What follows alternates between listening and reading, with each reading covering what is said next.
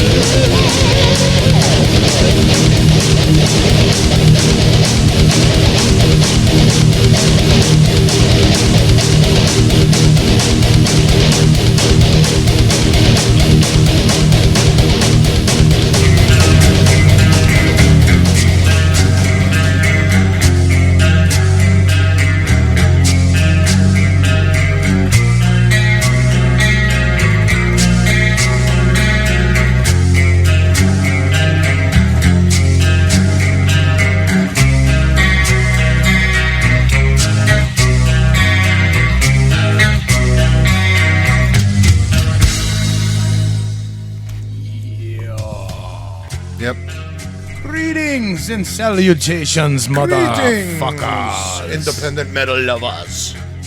This is an Agent of Decimation with the Bagman Knob. Indeed. What is going on out there, people?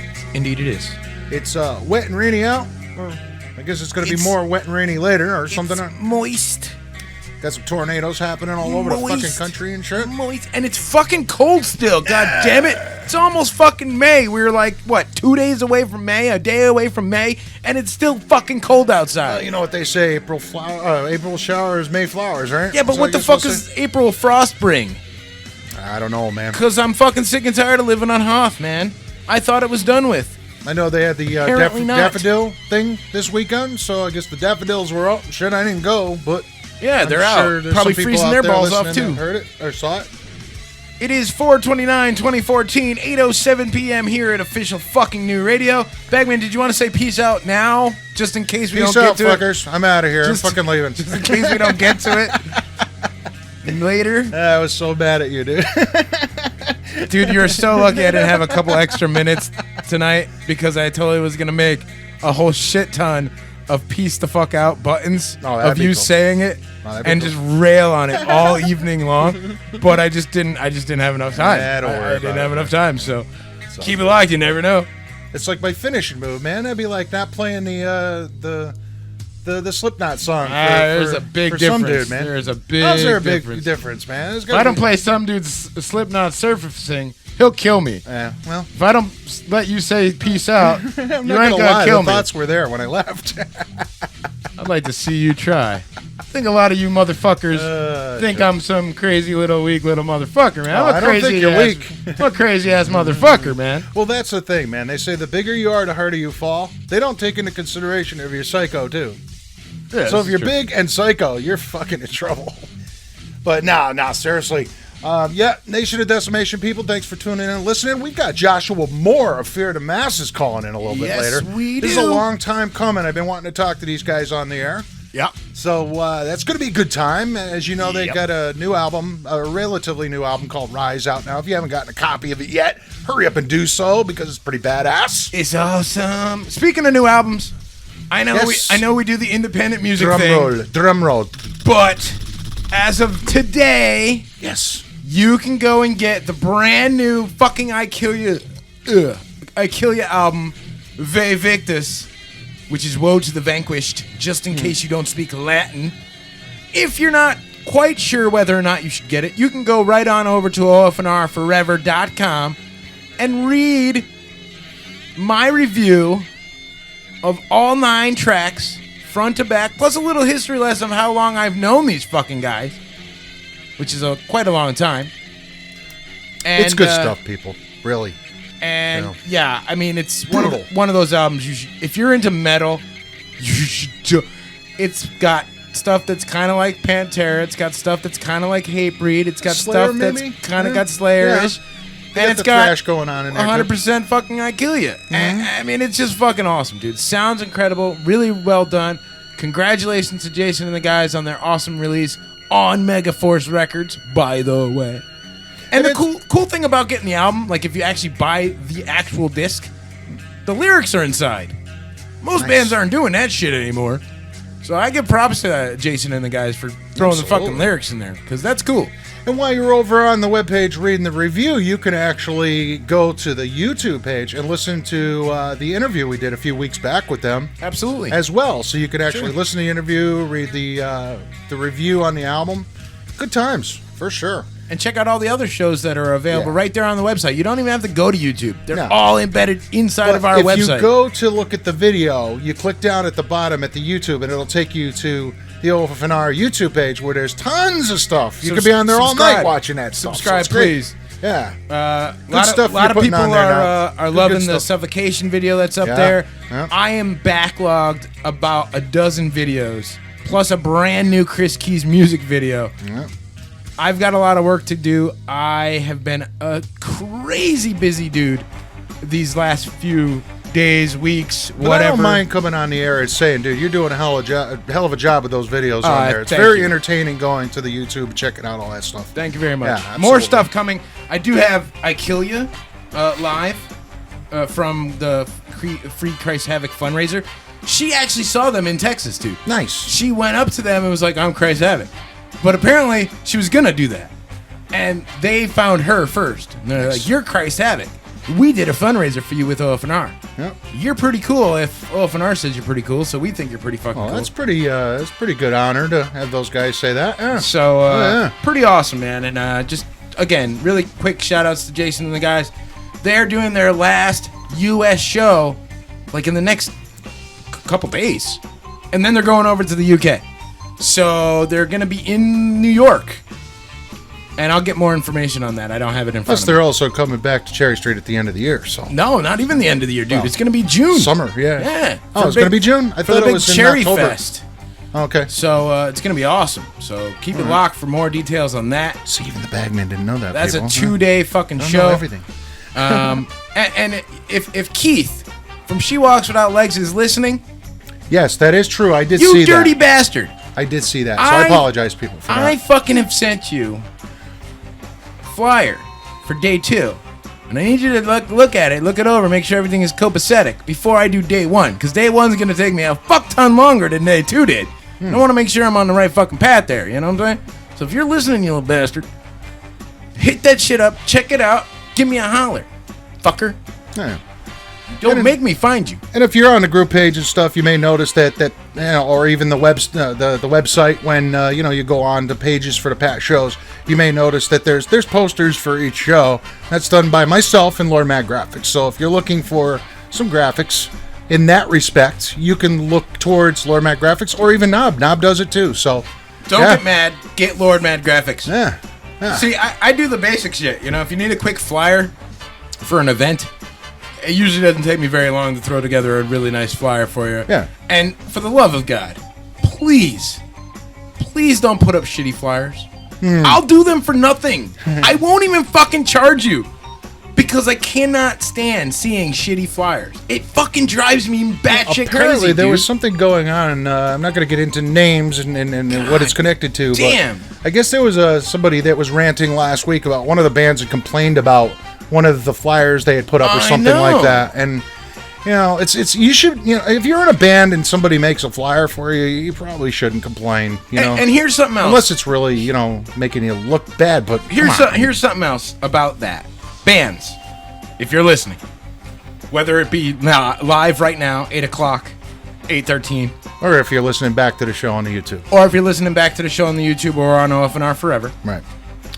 Quick tip from Knob, because I do know a thing or two. I've been doing this now almost 8 years.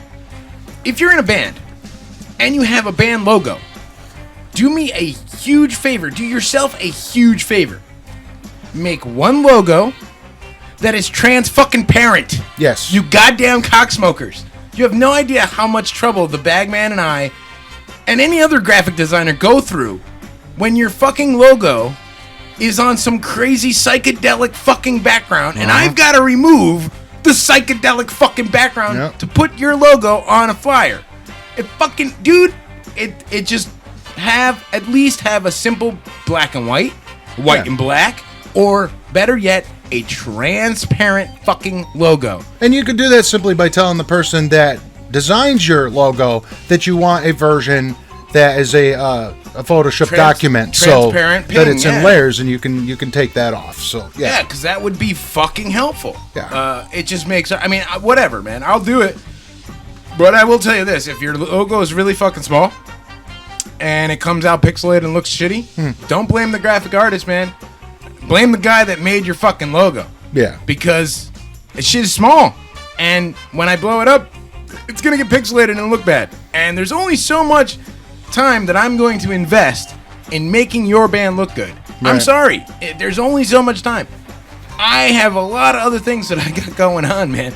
And when I'm putting together a flyer, I want to take as little amount of time as possible to try to make something nice. And if you look at our flyers, you can go on our Facebook, check out Official FN Radio. Check out the flyer album. There's tons of flyers that I've made for all sorts of different kinds of events, for bands, all kinds of different things. They all look sharp. They're all huge. So like when you print them out in poster size, they look fucking mint. Yep.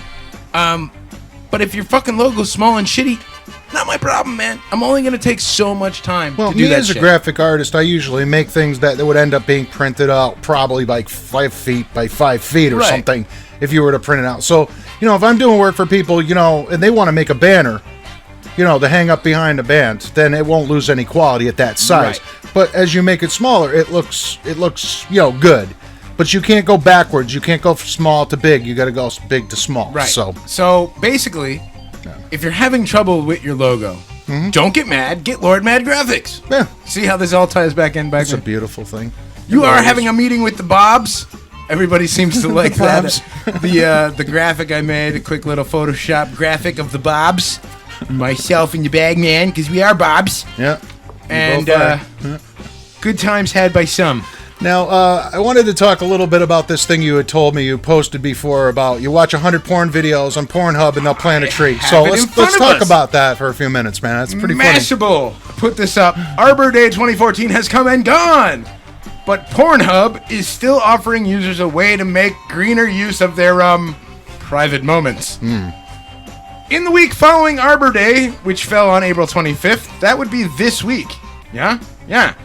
The porn site will plant 1 tree for every 100 videos watched in their big dick category. I'm already out. I'm done. I'm not participating. Bigger dicks, no thanks. Campaign is cheekily titled Pornhub Gives American Wood. Going green has never been so gross. Now, if it was big tits, nice vag, cool, I'm in. Even a little bit of, whatever. But, big dicks, not really my thing. I would hope not. Hey, look, you want to be that persuasion? You go ahead and be that persuasion. I ain't got no issue with it, man. You know why? It doesn't fucking affect me. I don't give a fuck. You guys want to, shove each other's dicks in your cornholes? That's cool, man. Do it. To each other. That's fine. You want to get married? Why you would want to do that, I'm not sure. But hey, if you want to, you go right ahead. If you're gay and you know it, clap your dicks. But apparently, Pornhub is giving trees for watching porn. I still want to know how the flying fuck they're going to know that you've watched 100 fucking videos. I'm wondering if it's an IP address thing. Users will have until midnight, May the 2nd, to power through as many videos in the specified category as possible.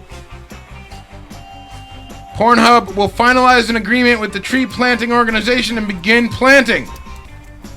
It does not say, however, how they can tell. I'm wondering, does Pornhub have? Do you have to have an account for Pornhub? Because that would be a quick and easy way to. To be honest with you, I find really out. don't even know, I've man. not been. I don't freak. if Who's you- got time? I don't frequent that. If you've been to if you've been to Pornhub, Yeah, call in. let us know if you have to have an account for Pornhub, and also how many videos you are closer to 100. You don't even how need many to tell your name. How many trees are you planting this year? Right. I want to know. Now, I'm wondering if, what if you get 500 views from one Not person? enough. Then do you get to plant 5 trees? Or? No, not enough. You gotta get. I think you gotta get. What? 100 videos. So yeah, I would think So if it'd you be get 5 5, trees. you get. So jerking off for a great cause, man. That's awesome. You're fucking you're 5 knuckle shuffling for a good cause. Definitely. Also, another really, really cool thing that Knob, I guess this is kind of a segue into that because it's kind of the same idea right now. Blow Paste. We're going to be interviewing somebody from Blow Paste, man. Let me tell you, This is fucking cool as shit, man. for the last 6 months or something like that. Yeah. We have been talking about this company called Blow Paste. And of course, we're kind of tongue-in-cheek about it. But I reached out to Blow Paste and asked them if they would be kind enough to grant us an interview here on the Nation of Decimation. Now, keep in mind, this is a real product. It's people, a real product. We are not making this up. I've actually provided you guys with the link. Go check it out. Yep. And we are going to be talking with not only just somebody from Blow Paste, but we are actually going to be talking to the creator and founder of Blow Paste, Which is very badass. which is pretty fucking cool, man. I think it's pretty fucking cool. And who knows? Maybe there might be some possibilities of getting samples and that kind of thing. Who knows? So we're gonna try our best. Yeah. We are gonna talk to somebody from Blow Paste, the creator and founder of Blow Paste. I guess it's Chi something or other is the name of the company that makes it. Some other upcoming quick events upcoming. Tuesday, May the 6th, next week. We have CT band Currents on the air talking with us. Want to thank Ben Leonardi, formerly of Amur, currently of iDream Entertainment.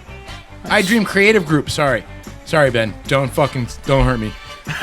iDream Creative Group, and he is he's managing a shit ton of bands, and Currents is one of them.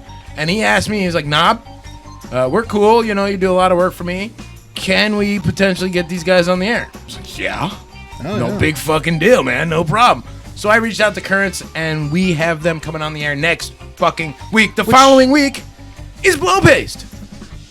The following week after that, May the 20th, New York band Revel 9 gonna be on the air. And now, the guys from Revel 9 do the Hard Rock Lunchbox, something like that. I think this dude DJ, he does a show called the Hard Rock Lunchbox. And plays a lot of kick-ass music and such. So, should be really good fucking time. So, we got May almost booked up. If you're in a band, if you got a product, if you got a business, you want to talk to us, granted, you know what we do here, give us a shout, let me know. I'm going to continue putting out, word and trying to get us new and cool things to talk with, man. I think the Blow Paste thing is going to be really fucking funny, dude. Yeah. It's going to be a really good time. And then those two bands, I will admit that I'm not too familiar with Currents, but it's just another band that it just goes to show that there's a lot of bands in this state that people really don't know about yet that, you need to know about. And you're going to find out that kind of stuff here. So that's kind of what we do, is we introduce you guys to new bands. So that's what you can definitely look forward to. Now, another thing I wanted to talk about was I was watching something about the Blow Paste, and I found this other thing. Have you heard of hallway swimming, dude? Oh, the whaling? Apparently, what they do is they slide themselves across the floor between walls. This like isn't in whaling. School. I see. Okay. No, what they do is they lay on the like if you're in school between the lockers or whatever, and what you're basically doing is pushing yourself off the wall to the other wall and then just back and forth, and it's called hallway swimming. And you can find this on YouTube. There's a whole bunch. We can even give you the link so you can check it out. You know what? People so have way too much goddamn time on their hands. It's like, what can we do next to go viral? Now, something else I found on the net. I don't know how the fuck I found this. I think it was on like one of those lists of really awesome sites that you should have bookmarked. You know how we do the fucking weather all the time, Bagman? Yes. I came across this new website. I checked that out, dude. It's called whatthefuckshouldimakeforDinner.com. And I think that's great because it just fits with all the other fucking things that we do. And you got 3 choices of what you can choose on there. And so, like, currently I go to whatthefuckshouldimakeforDinner.com and it says, cure your mouth's post-traumatic stress disorder with some fucking double lamb chop inferno. Sounds fucking delicious. Yeah. Now, your choices are, I don't fucking like that. I don't fucking eat meat. Or I'm fucking thirsty. So now the cool thing is, if you click on fucking thirsty, it'll tell you what the fuck to make for drinks. I got to send this to Stagger. I didn't think about that. Yeah. And so, to go along with my lamb chops this evening, what the fuck should I make to drink? Make a fucking McKinley's Delight. I don't know what the fuck that is, but sure. Well, if you click on the link, it gives you the recipe on how to make it. Oh, no shit. I did not know this. Yes. And it goes to liquor.com and gives you the recipe. Exactly. A McKinley's Delight is 2 ounces straight rye whiskey, 1 ounce Italian red vermouth, 1 teaspoon cherry liqueur, and 1 dash of absinthe. Sounds delicious. Smooth. I'd take a couple of those. Dude, absinthe is some serious shit, dude. I've had absinthe in New Orleans. Nice. They don't fuck around with that shit. So the next time you're like, man, what the fuck should I make for dinner? Go to whatthefuckshouldimakeforDinner.com. Yeah. So I think each and every week we will give you what the fuck you should make for dinner, just in case you haven't eaten yet. Right. And this way, well, if you're like us, we, at least me, anyways. I don't usually eat till later anyway. So, right. It works out. So now you know what the fuck to make for dinner, or you can plan what you're gonna make tomorrow night. And same thing with the what the fuck I should make for dinner. If you're not sure how to make the dish, if you click on the link, It tells you Exactly. exact directions and ingredients on what the fuck to make for dinner. And if you don't like that, you can click, I don't fucking like that.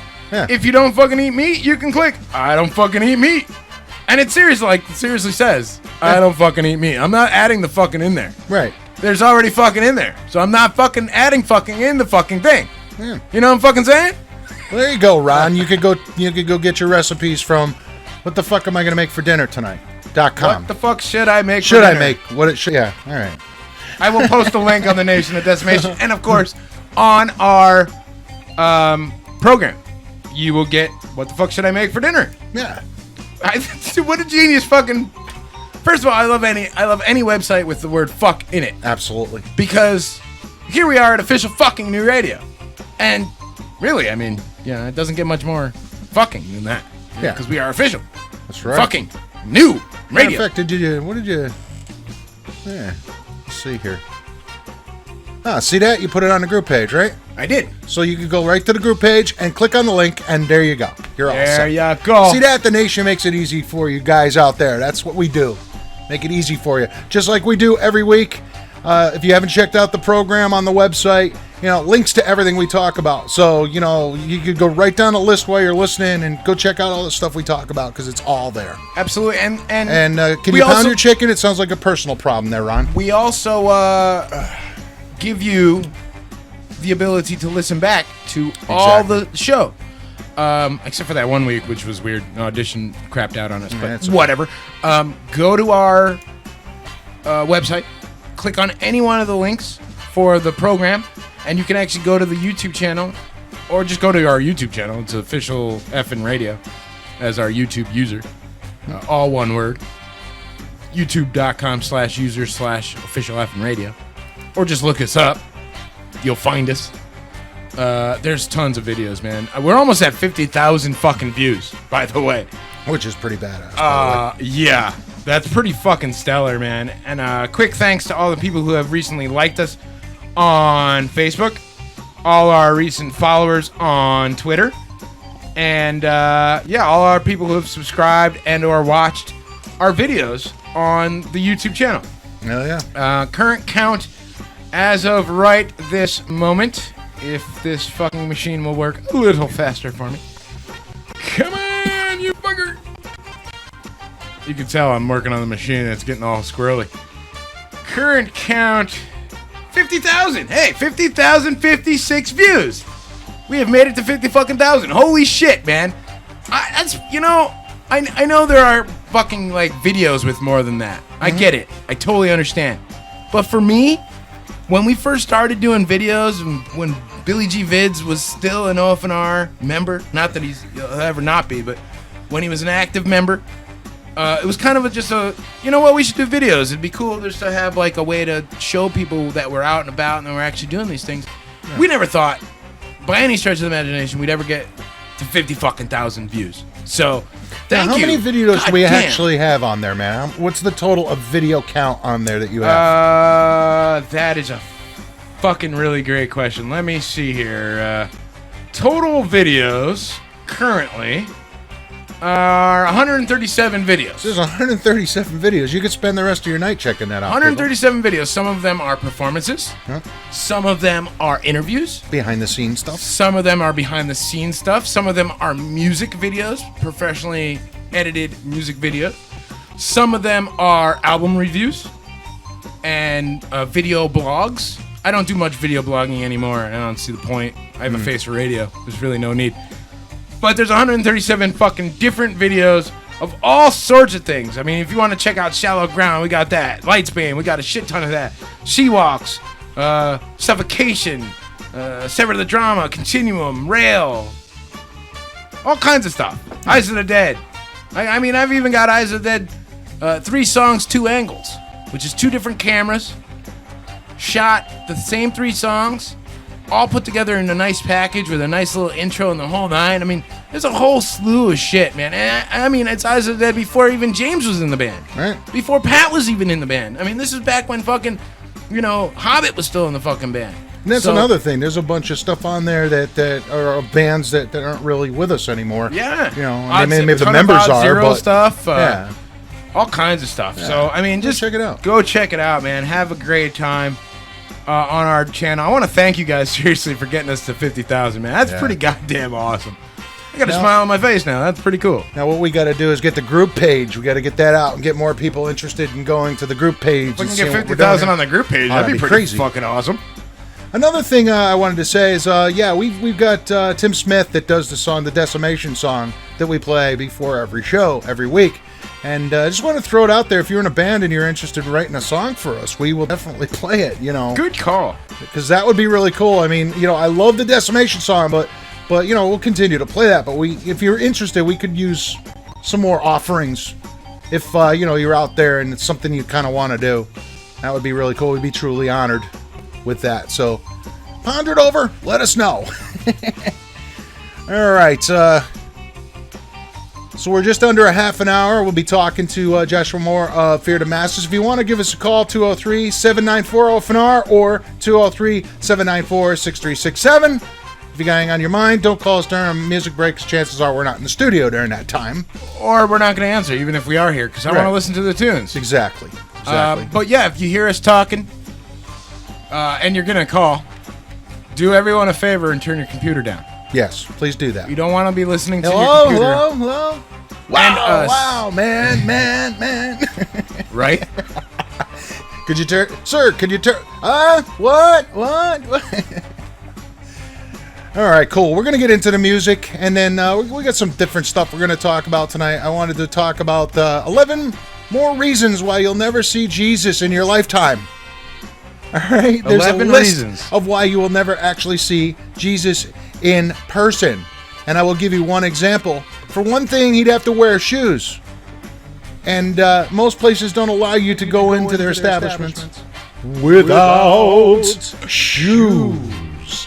Yeah.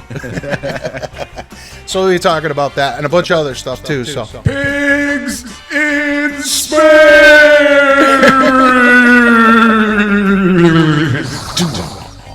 That's awesome. All right, we're gonna get to some tunes here. Our first song is a song we were supposed to play last week, so I'm not even gonna keep it a secret of who they are. They're from Ashes to New. I wanted to quickly shout out to these guys. I had posted on their page that I was gonna play the tune, and we just never got to it, man. We were on the phone with Turbo, and we were having such a good time hanging out with Turbo that it just never happened. So I'm going to make it up to these guys, and not only am I going to play one song, Nice. I'm going to play two goddamn songs. Why the hell not? Because it's Tuesday, and sometimes it's 2 for Tuesday here at OFNR. Right. And also... 10619, this crap makes me throw up in my love. Just saying. I'm just fucking saying. I haven't pushed that one in a while. Yeah, it hasn't changed much, though. It's still true. More true than ever, More actually. true than ever. All right, so we'll be back. We're going to play 2 songs from Ashes to New. You're going to stick around. We're going to be back in just a little bit. Talk to Josh Moore of fucking Fear the Masses. Talk about all the shows that coming up. And you guys are going to keep it locked to official fucking new radio on the Bagman's Nation of Decimation. Hell yeah. Stick around, people. Nation of Decimation with Bagman Knob. Right. Something like that. It all works, man. It doesn't really matter. You know what does matter? This I does. got a fever. I could have used a little more cowbell. It's true. So, it is Tuesday. We are going to do 2. 2 for Tuesday. Just this one song, though. Don't go anywhere. From Ashes to New. Brand fucking new music. Enjoy, people. I'm excited.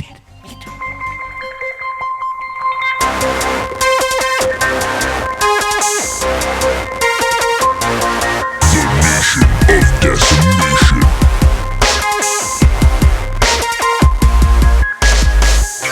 Come on, get up.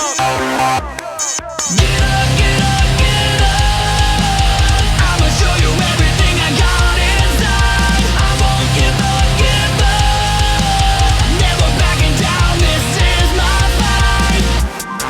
Come on. How do you live when every finger's pointing in your face? How do you give your heart to something only you embrace? How do you put your mind to something that you love?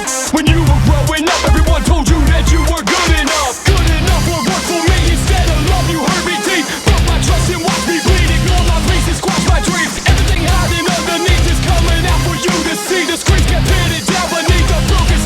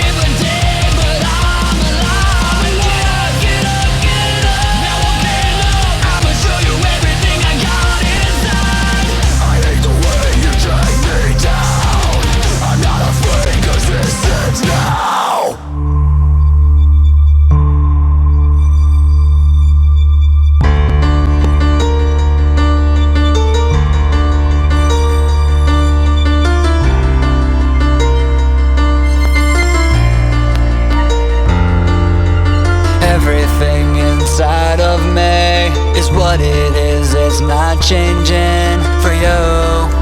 For you, to myself I stay true. So try to understand it when I tell you that I want you out. Big reprimanded for the last time, so just shut your mouth. Bite your tongue, cause I've had enough. You're speaking under your breath, too much, shut up. It's my life, it's my fate. It doesn't matter what you say, cause it never was your place. It's never gonna change, it is the same, and I'ma stay this way. It's my life, it's my fate. It doesn't matter what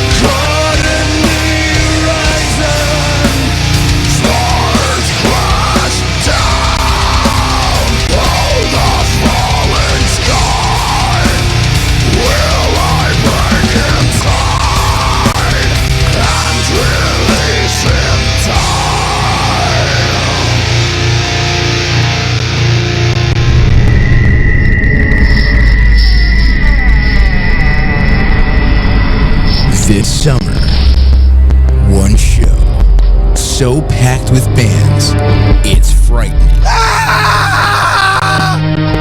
June 7th at Cherry Street Station in Wallingford.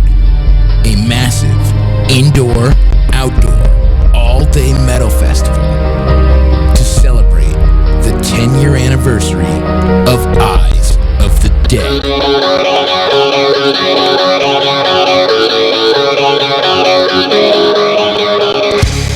With performances from some of the biggest names in the business. Lightsbane, Cyperna, Continuum, Thanatonic Desire, Apostasy, End Time Illusion, The Maddening Process, Dream of Scipio, Reaper, Nasty Disaster, Javier and the Los Dish Dogs, Under a Serpent Sun, and of course, Eyes of the Dead. Plus, acoustic performances from Victor Rowland, The Doi Project, and Opus. Special MC throughout the evening, Orc Adams of Orcumentary. Thank you. This next song goes out to the only true God. This song goes out to Gornacular, the Orc God of Battle. This is the view from his lofty. Come early for the metal market. Starting at noon, different vendors selling various memorabilia. You're not going to want to miss out because you'll never know what you might find. Food will be served throughout the day. Raffles will be drawn for some great prizes. It starts at noon and it's free before 5 p.m. Holy fucking shit! 16 bands free before 5 p.m. Yeah, that sounds pretty sweet. Can't make it until after 5? It's only $5 to get in. You know, Lloyd, just when I think you couldn't possibly be any dumber, you go and do something like this and totally redeem yourself. 21 and over, and it starts at high noon. Saturday, June 7th, 12 p.m. at Cherry Street Station in Wallingford. The Festival of the Dead.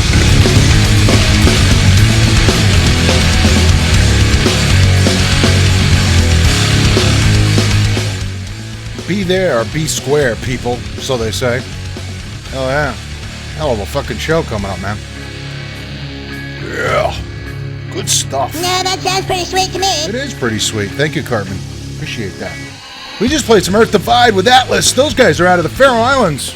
We know some bands out of the Faroe Islands, don't we, Knob? Yup. Yeah, well, apparently these guys are the first to be confirmed for the Wacken Metal Battle of the Faroe Islands. So I guess a bunch of bands in the Faroe Islands were battling for the chance to move on in the process to end up playing the Wacken Open Air Festival this summer. So there's no big deal there, playing Wacken. You know, I believe we were talking to guys from Riot God. Those guys played there too, so pretty fucking all right, yeah. Before that, we played Siren with Death Road. Those guys are out of Rio de Janeiro, Brazil. That's right, Brazil. And yeah, go check out some fucking Siren. They sound a little bit like, their singer sounds a little bit like Bruce Dickinson, so if you're into Iron Maiden and stuff, then that would be the band to check out for you. And then before that, we played two songs. Two! Count them one, count them two. From Ashes to New. With the My Fights out of Lancaster, PA. Go check out their stuff. Good stuff. Awesome stuff. Yeah. Somebody's calling in here. Yeah, somebody's calling, man. And, you know, it's funny that he's calling in because I'm gonna totally do something. We'll watch this. This is gonna be fucking outstanding. I'm watching. Check this out. Caller, you're on the air with official fucking new radio now. Correct me if I'm wrong. This is the guy with the little fucking package, right? I don't have. I have a small package. Your sister says you have a small cock. And how would your sister know? Well, she apparently changed his diapers. This is Mouse from Apostasy, by the way. I got you. And his sister totally told me that he's got a small package. And I told her, I'm going to fucking talk about this on the air. And she was like, oh my God, don't do that. And I was like, it's too late. You've told me. And then I actually even told Mouse that I was going to do this. So I'm glad you called. Hi, Mouse. Hey. I actually called because I wanted to send you a video via text. Okay. And I needed it because John, my guitarist, recorded it like an idiot. and recorded it like sideways. Okay. So I need you to flip it. And while you're at it, if you wanted to, you can play it tonight. It's actually it's our death metal version of Pet Sematary from I forget what the band was, but it's our cover. All right. Well, that would be the Ramones, wouldn't it? I will tell you this much. You can send it to me, but I ain't gonna be able to flip it tonight. That'd be by the Ramones. I'm on the air. I can get it. That's what it is. Get it to you like in the next day or so, but I'm not gonna be able to do it tonight. All right. Well, I'll send it to you if you want to just send the audio. Just throw the audio up there. You're more than welcome. Yeah, definitely. Don't text it to me though, because I won't get it. Just email it to me or send it via Facebook's. All right. Real quick before you go, man, because we got an interview coming up. What's going on with Apostasy, man? Any good things going on with the Apostasy? We're playing Saturday at Cherry Street for an MS benefit. You guys should come down. It's going to be some money at the door, but it's going for a good cause. And we're going to be playing metal, and it's for a good cause. And if you guys aren't there, and you don't like good causes. What about some new... Apostasy likes good causes. What about some new studio offerings, man? Are we in the? Is there something in the works for that, or what's up? Yes, we're in the process of writing an EP, and then hopefully by the end of summer we'll have something for people to devour. Chugs, Pornhub is offering to plant trees for every 100 videos you watch on Pornhub. We just wanted to know how close you are to planting some trees. A forest. a veritable fucking forest. Hey, dude, in a couple weeks we're going to be talking... Could you imagine there's a creepo somewhere that's well over 100 videos. Well over 100, like TJ from fucking Lightsbane. Like if that was the case, jeez, what a mess that would be. They're planting trees every 10 seconds. You can go ahead and cut down the rainforest. TJ's got it handled. Hey, make sure you tune in a couple weeks, man. We got Blow Paste. We're doing an interview with Blow Paste. Yeah, dude, I actually contacted Blow Paste, and they are totally going to talk with us. I think it's going to be awesome. Yeah. That's awesome. I will definitely be tuned in for that one. If I give free samples, I'll give you some so you can finally get the taste of dick out of your mouth. Yeah. Well, I learned from watching you. Oh, boy. All right, guys. I got to poop. Later. Awesome. Later. I got to poop.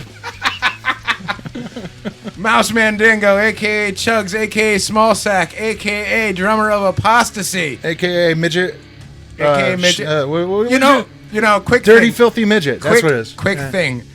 I was over their house this past weekend for a birthday party for Abby, which is, Chugs' girlfriend's daughter. And my wife happened to go into their room, and she mentioned that everything was way smaller. And, I'm not even fucking with you. I'm not even kidding you. The bed is way lowered. The closet is way lowered. And so, yeah, it kind of makes sense, Well, apparently they got a village somewhere. I have to look into it, but they have a village. And I guess there's some complaints about the village because they think that the village is obviously, for small people. And all the buildings are made for small people. And apparently there's some controversy because it makes them look like, they're freak shows or whatever like that. But I'm wondering, if that would be a good place for Chugs to hang out is in the Little People Village over there. Could be. All right, I got to hunt down Josh's number. Yeah. Ron had asked if Turbo's going to be at Cherry Street. Quick differentiation. One, Turbo won't be coming to Cherry Street anytime in the near future that I know of.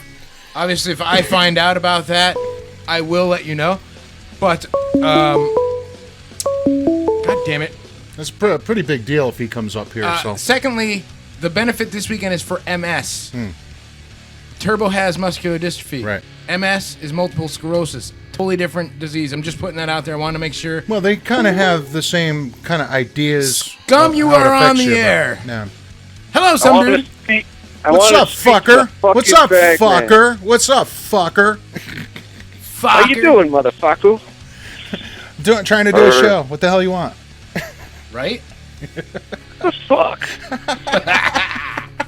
You forget who the fucking owner of the radio station is, motherfucker. Yeah, we're getting ready to talk to Josh from Fear to Master, so what's up? Yes, what do you want? You got something important to say? Outstanding. I got one piece of advice for you fuckers. Don't fuck bust nuts and sluts. sluts. Yeah. Don't bust nuts and sluts. Yes, if you ever learned anything from me, don't bust nuts and sluts. That's a public service advisory from fucking some dude. It is. We should do like an official public service announcement that we can play on the air. Some dude, if you could record something, you don't need to just record the vocals. I will put together a really ridiculously great public service announcement That'd for be the pretty people. all right. Yeah. All right. Sounds like a plan. You could put some carnival music in the background or something, you know? Dude, in 2 weeks, we're talking to Blow Paste. Nice. Yeah. Dude, I've been rocking this ridiculously brutal metal called Thy Art Is Murder. Nice. You guys should check that shit out, dude. It is crushing. Hell yeah. It's fucking fantastic.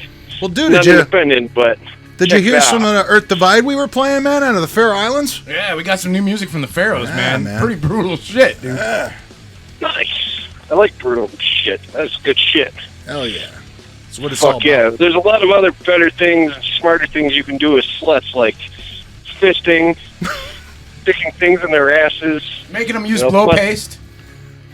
Yeah, busting nuts in their eyes, dunk punching. It's all about the gravy, man. It's all about the gravy. Yeah, dude.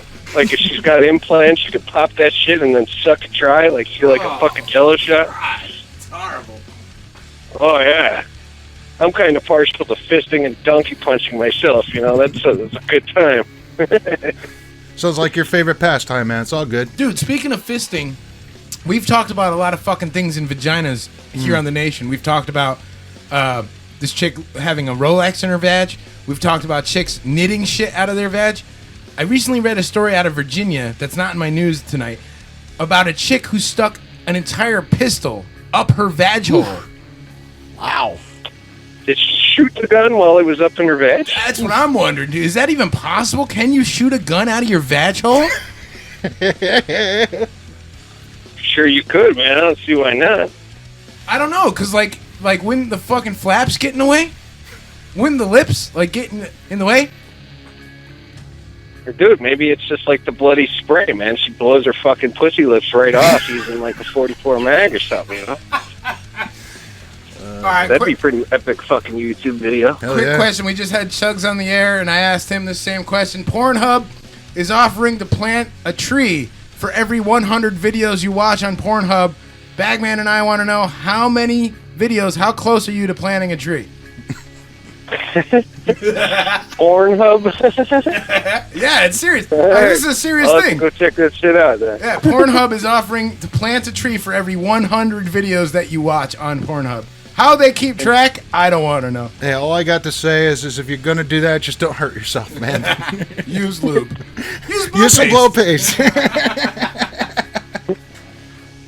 Porn that's friendly to the environment. Yeah. Yeah. Tree hugging porn. That's right. Tree hugging porn. Yeah.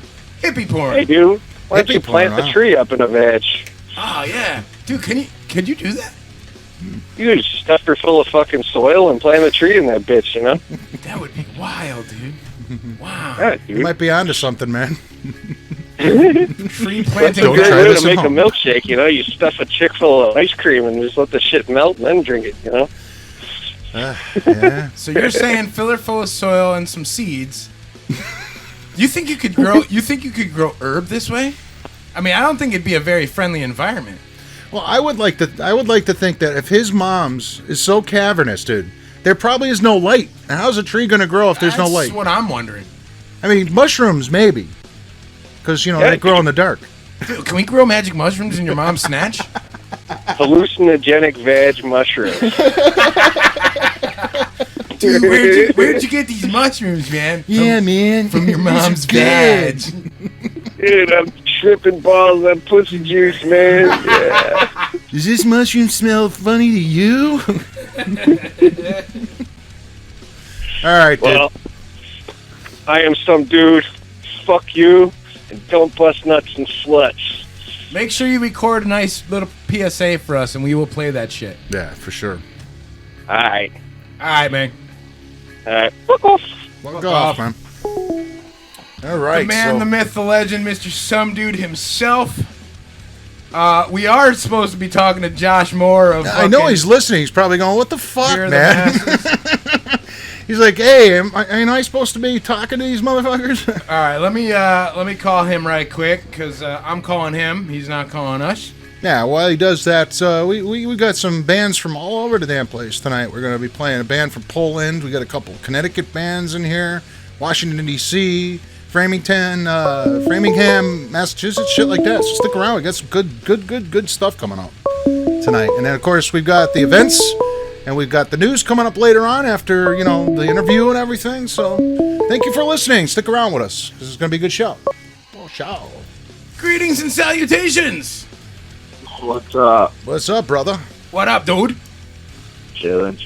Long time coming, man. Trying to hook up something to talk to you guys. Talk to you a little bit about what's going on with Fear the Masses, man. Always stuff going on with you guys, right? Yeah, always trying to keep it going, All right, well, before we get into that, I got to ask you the same question I've asked the last two callers. Dude, Pornhub is offering to plant a tree for every 100 videos that you watch on Pornhub. Bagman and I want to know, how close are you to planting a tree? Believe it or not, not at all. Oh, all right. Yeah, he's not very green. Man, you got to go green, man. I'm a big tree lover.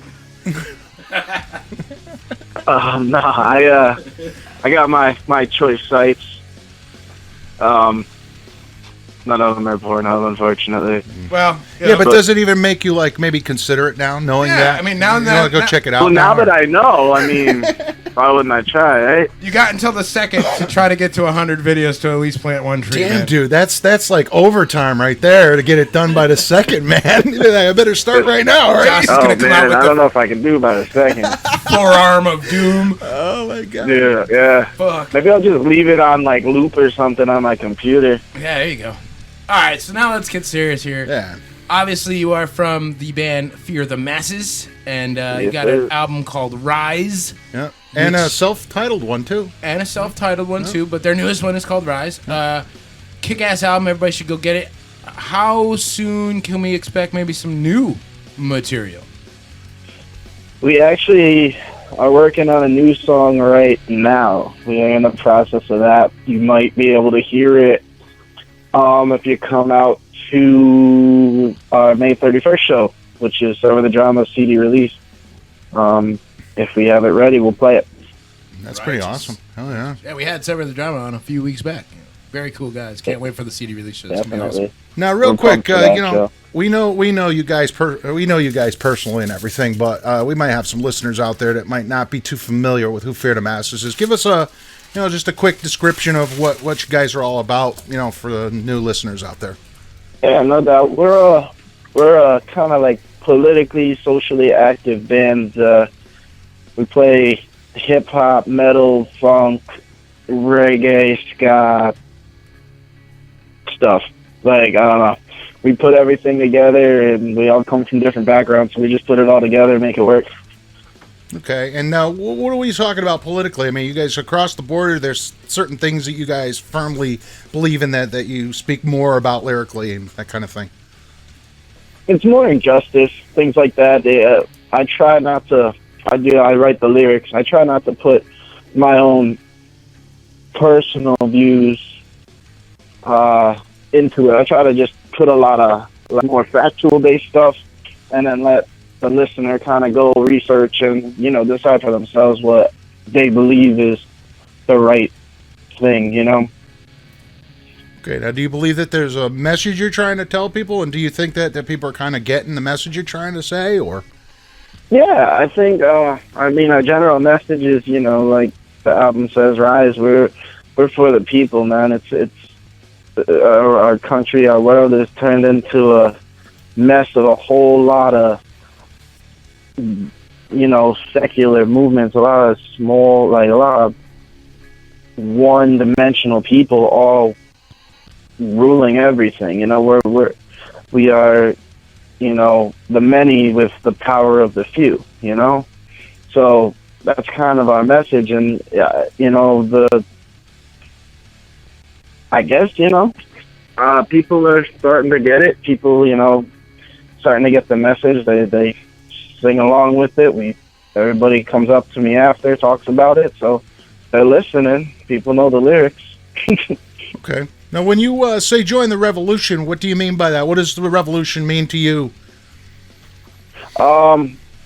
Man, that's a good question. I guess the revolution is for the masses, as far as we're concerned. You know, the revolution is more of a local and independent music, man. A lot of record companies are just that. They're companies, so their goal is to make themselves money. So whatever that means, you know, as far as changing the way musicians play their music, you know, you have this really killer band, and you hear them one time, you hear them live or whatever, and they're a local, still independent band, and then you get them on a label, and the label tells them what to play, how to play, when to play it, you know? Right. And we're more about that independent music, just playing what you're passionate about. You know, we know that if we ever, you know, had the opportunity to be signed, I'm sure they'd try to change us into sing-songy, more traditional metal, kill switch engage style of bands, you know, but you know, that's just not what we're about. We want, you know, there's so much good local music. I mean, man, like, look at all the shows coming up in Connecticut alone. You know, there's just so much good independent local music that we just want people to go out and hear it, man. Just listen. Hells yeah. Now, speaking of that, you guys are busy as fuck. You want to tell us some of the shows that you got coming up? We are. Starting, let's see, we start this weekend. This weekend we'll be out in Brookfield. It's actually out at the Room. Vern is a really good dude. He is out there, you know, doing his thing at this all ages venue. It's his birthday, so we're doing his birthday show. That includes a bunch of New York bands, a couple of Connecticut bands. A lot of fun. Then we have May 11th. We're with Feeder and Blackstone Cherry. We originally got on that show.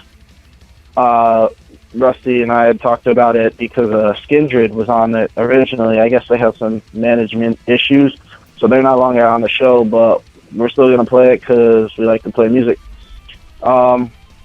And then we have May 31st, which we just talked about, Sever the Drama CD release, which is going to be crazy now that they finally announced their full lineup. We've been on it for a while, but they just announced Enemy of Reason and Our Own Destruction's also going to be there. So that show's going to be up at Bleachers. That'll be a crazy show. Then we're in June 5th is at Axel's in North Branford, which is one of the Mindsnap shows that Opus puts together on every other Thursday. So we'll be doing that with Kings and Liars, Big Ed, and I think one or two more bands. I don't remember them offhand. And then let's see, June 7th, we're up at Bleachers and within the Red. Awesome, and then we got June 21st, which is Axe Fest, obviously with like 10 local bands, and then, you know, Dead by Wednesday, Hellseek, and Shadows Fall at North Branford. It just turned out to be a pretty big ass show. It's going to be a big show.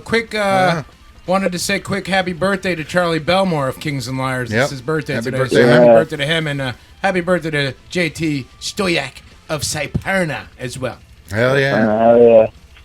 All right, man. So what would tell us a little bit about is your upbringing at all related to how you feel about the way that you write your lyrics and the way you feel about the message you're trying to share? I mean, I suppose a little bit. My upbringing is more, you know, like, unfortunately, it's kind of that classic, you know, art person. Like any art person has the same kind of sob story where they're one parent, you know, they got the single parent, you know, troubled households, this, that, and the other, you know, parents couldn't be around because your mom had to work and your dad decided to do other things and, you know, left and whatever.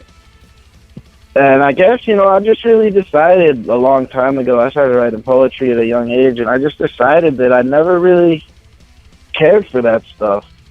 Like, when I listen to music, you know, there used to be a lot of music that, you know, made you think or made you learn, you know what I mean? Like I was a huge Public Enemy fan growing up. And, like, it's like that stuff, like, meant something to not just, like, the listener, but society as a whole, you know? And, like, I don't know, I just always felt like, you know, if I had my personal problems, those are my problems, you know, and I can deal with those, you know? But, like, society as a whole, we need to get together on it. And, like, music is an art form, and just like any art form, it can convey any message. So that's kind of how I feel about when I write. You know, I don't want to write about my life. I want to write about things that affect everybody. You know. Right. Now, why do you mix hip hop with metal? I mean, what inspires you to mix these different styles into metal like you guys do? You know, I think it's just music, man. Like we all come from different genres. Like I said, Mike is drummer is a real, like, drum core, this real, like, rhythmic dude. Like, not really, you know, he never really, like, got into, like, metal like everybody else. Doug has a more metal background. He started, like, obviously, like most guitar players start in jazz, and then, like, he progressed, and now he's, like, pure, like, mainly a metal guitar player. I started singing back in the day. It's like gospel, like church music and stuff like that. Cool. And then I kind of stopped believing in that, so that ended that. And then Chris is a ska bass player, you know? So we just all kind of went through it, and we just kind of put the music together. And when we originally started the band, it was Chris and me, and then, like, we had another guitar player, another drummer. And we just decided, you know, like, let's just play and see what comes out. Like, there was always the idea of being a hard rock, post-hardcore band. Like, that was the beginning of it. And then me, Chris, and Max, who was the other guitar player, just sat down one day, and I was like, yo, I could do some, like, hip-hop over some of this, because Max's riffs were real hip-hop-y, kind of funk to them. So I'm like, I could do some hip-hop over this. I was like, what do you guys think of, like, a head PE, you know, kind of mixing hip-hop, metal, funk stuff? And they were like, hell yeah, let's do it. And that's kind of how it all just kind of came together. All right, cool. How do you feel that the new CD differs from the first CD you put out? In a lot of ways. Realistically, I think the biggest is the first CD was only 2 songs that, no, I'm sorry, 4 songs that were on there were written by the current lineup. So we only have 4 on the current lineup that were on the first CD that had, like, had full input on those 4 songs, and only those 4. The rest were bits and pieces from the old stuff. So we kept some of the old songs, we rewrote some of the old songs, and then, you know, we got the first CD. This CD is all of us. It's the 4 of us. This is our hard work. It's 7 songs of just pure, like, the new lineup, Fear the Masses, and hopefully the lineup to stay for a long time. And then the first CD, we really kind of did it in a rush. We really didn't have anything to give people, so we didn't have it, you know, we didn't go elsewhere to get it mixed and mastered. We didn't, you know, we just had everything done at one place, which, I mean, for what it's worth and everything, I mean, we did a Sure Sound, and AJ did a killer job. This time we took our time a little bit more. It took us about 2 months to really get this whole recording, and then we recorded at White House Productions in Shelton, and then we moved to have it mixed and mastered by Nikki Belmore at Dexter's in Milford. Nice. So we, we really kind of sat down. We did a little bit more research on how we wanted it done, what we were thinking about, and everything else. And we just decided to, take our time with this last album and give it a little bit more of how we feel like we are going to, continue to progress as a band, and put that down on this album. It's a fucking great record, by the way. Just, really just in is. case anybody didn't know. I'm you, a huge fucking fan. I mean, this shit is fucking. When I first got it, it was in my player for like ever, and I just couldn't get enough of it. So, really fucking bang up job. I can't wait for some new stuff. But everyone should go check out and get the album Rise. Go get it, like right now, today. Like right now. Because yeah, like yesterday. Yesterday, exactly.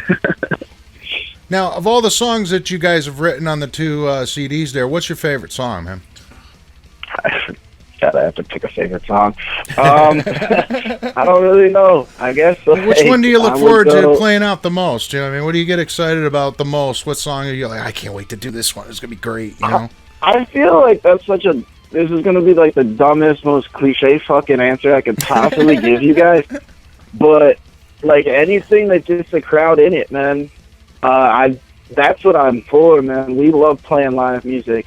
We'd rather play live than anything else. So it's like anything where the crowd's into it, we're into it. So if the crowd is more into like Protector, which is our reggae song, they're into that song that night, and that's the song that gets me the most amped. You know, if they're into Make Me Your Leader, which is our first single, that's what I'm amped about. Vigilante, our new single, that's what I'm amped about.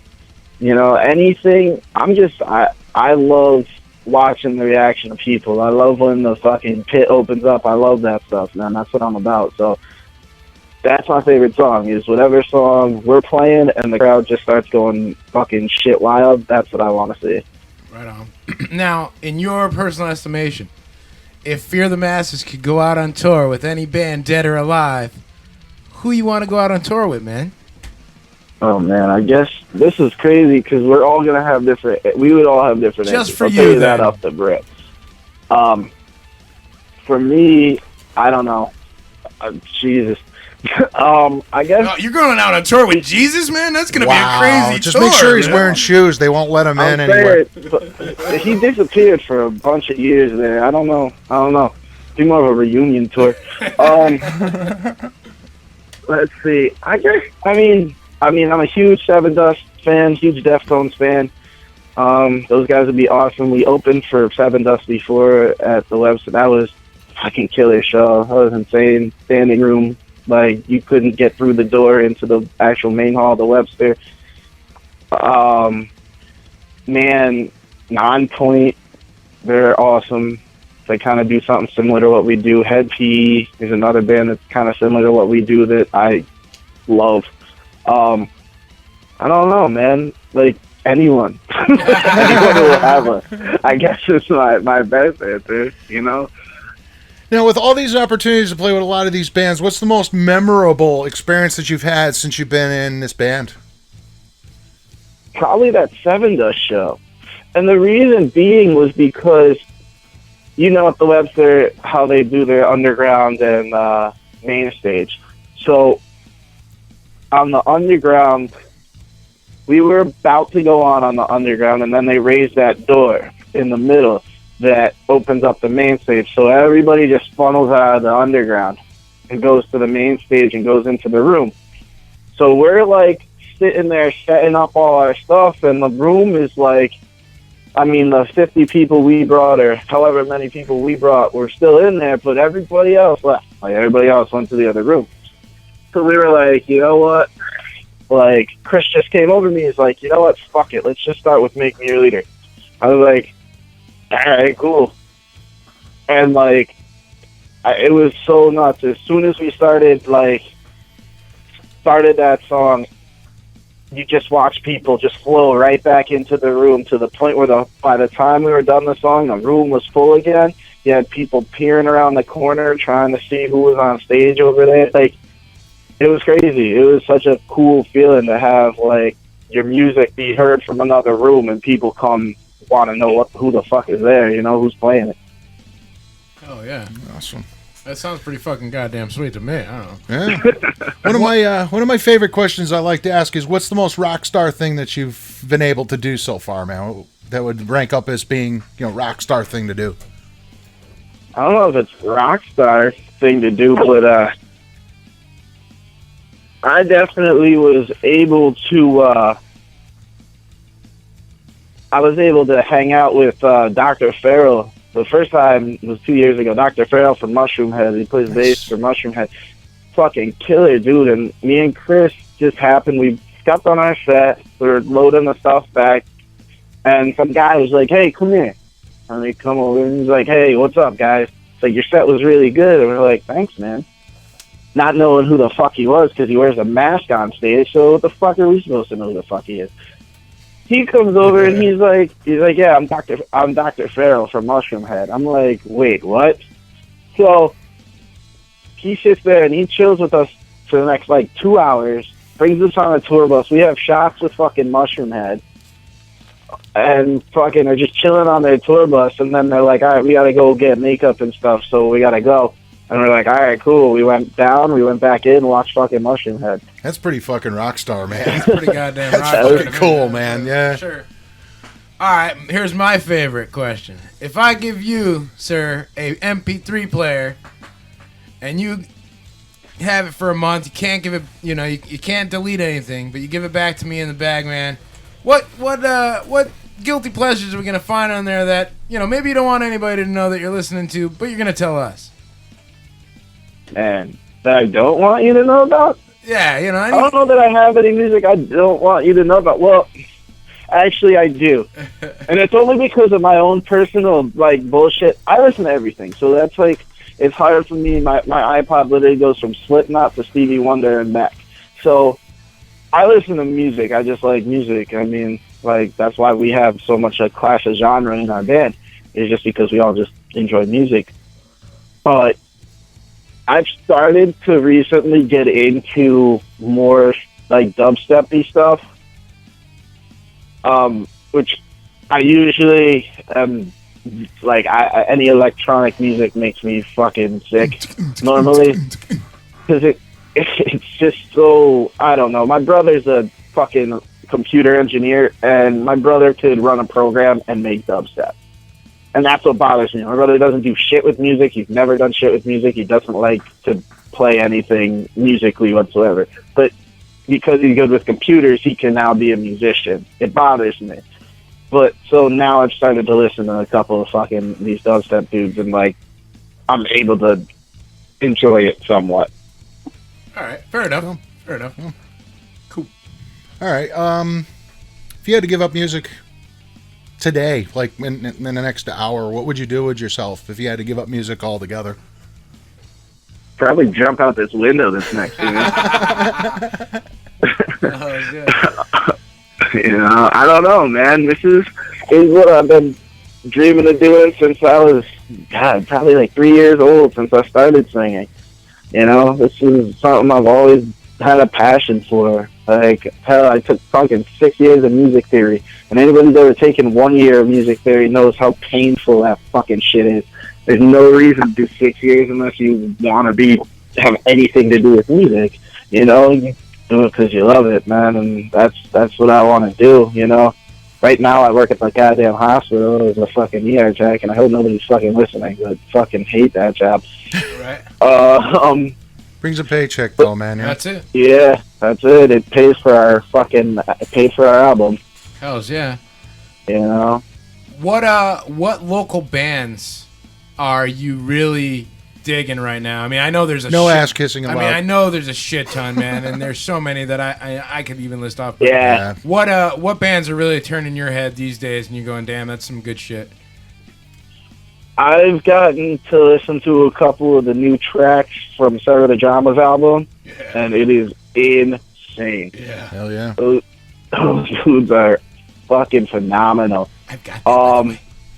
Let's see, what have I seen lately? Man, your whole fucking fundraiser show, everybody on there, that was dope as hell. God,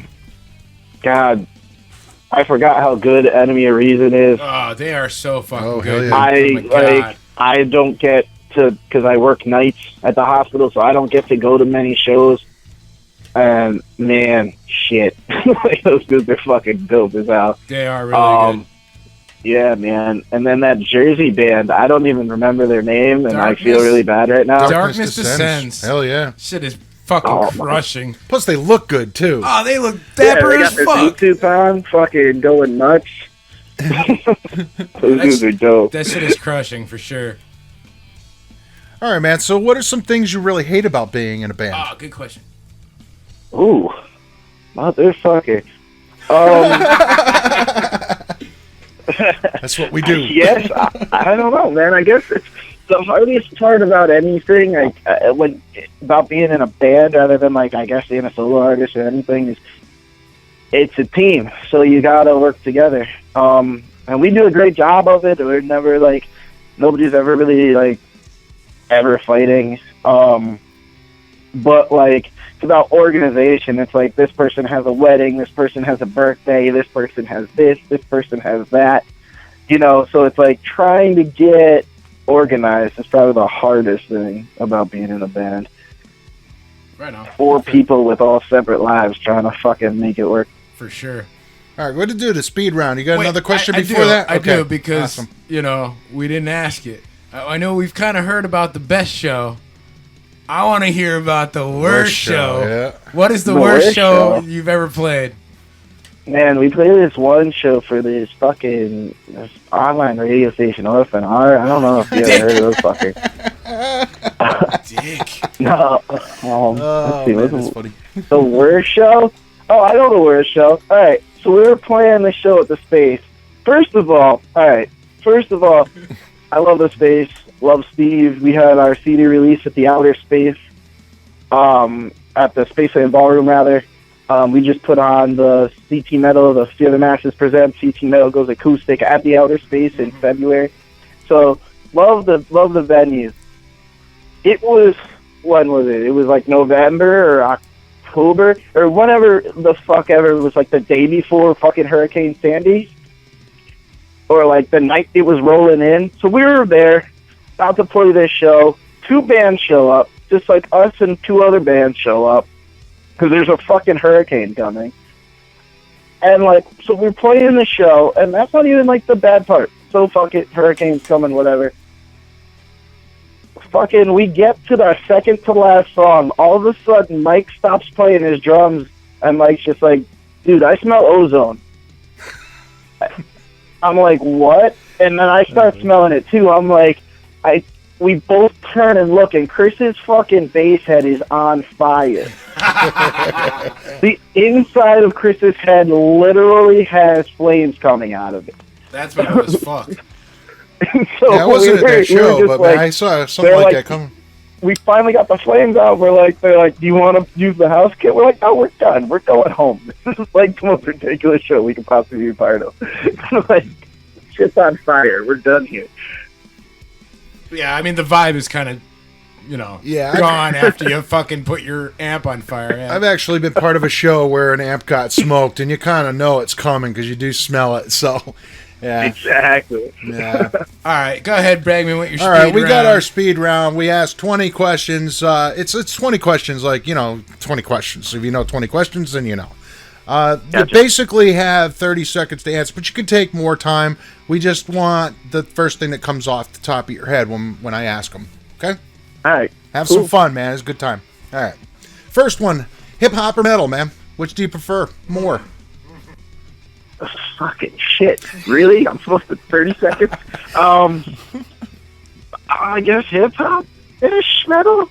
I don't know. I don't have a good answer for that one. I don't. Yeah, it's close enough, man. What's your favorite TV show, man? God, I don't watch a lot of TV. I guess I'm going to say Game of Thrones only because I literally just started watching it last week, and I'm still not, like, hooked on it. I'm not the biggest fan. But that's literally, like, I watch, like, playoff hockey right now is what I'm watching. Okay, what would be a show you definitely wouldn't want to watch, then? Anything that has the name Dr. Sexy in it. Okay, good answer. I like that. What's your preferred beverage, man? What do you like to drink? Water. Okay. Or beer. All right. Thought he was going to stay safe and go water. I'm good to my body. What's the most frightening thing to you, man? People with white sheets over their heads? No. Hey, they're trying to rebrand themselves, goddammit. I heard, yeah. That or snakes. Yeah, I don't like snakes either. All right. Deftones or Head PE? Deftones. Okay, awesome. Biggest political unsatisfaction that you have, man? That people don't fucking read the bills. Yeah, that sucks. Congress signs bills that they don't even fucking read. It's fucking ridiculous. That's their job. Yeah, right. All right, next one. If you got a spot on the Vans Warped Tour, what would be the first thought that would pop into your head?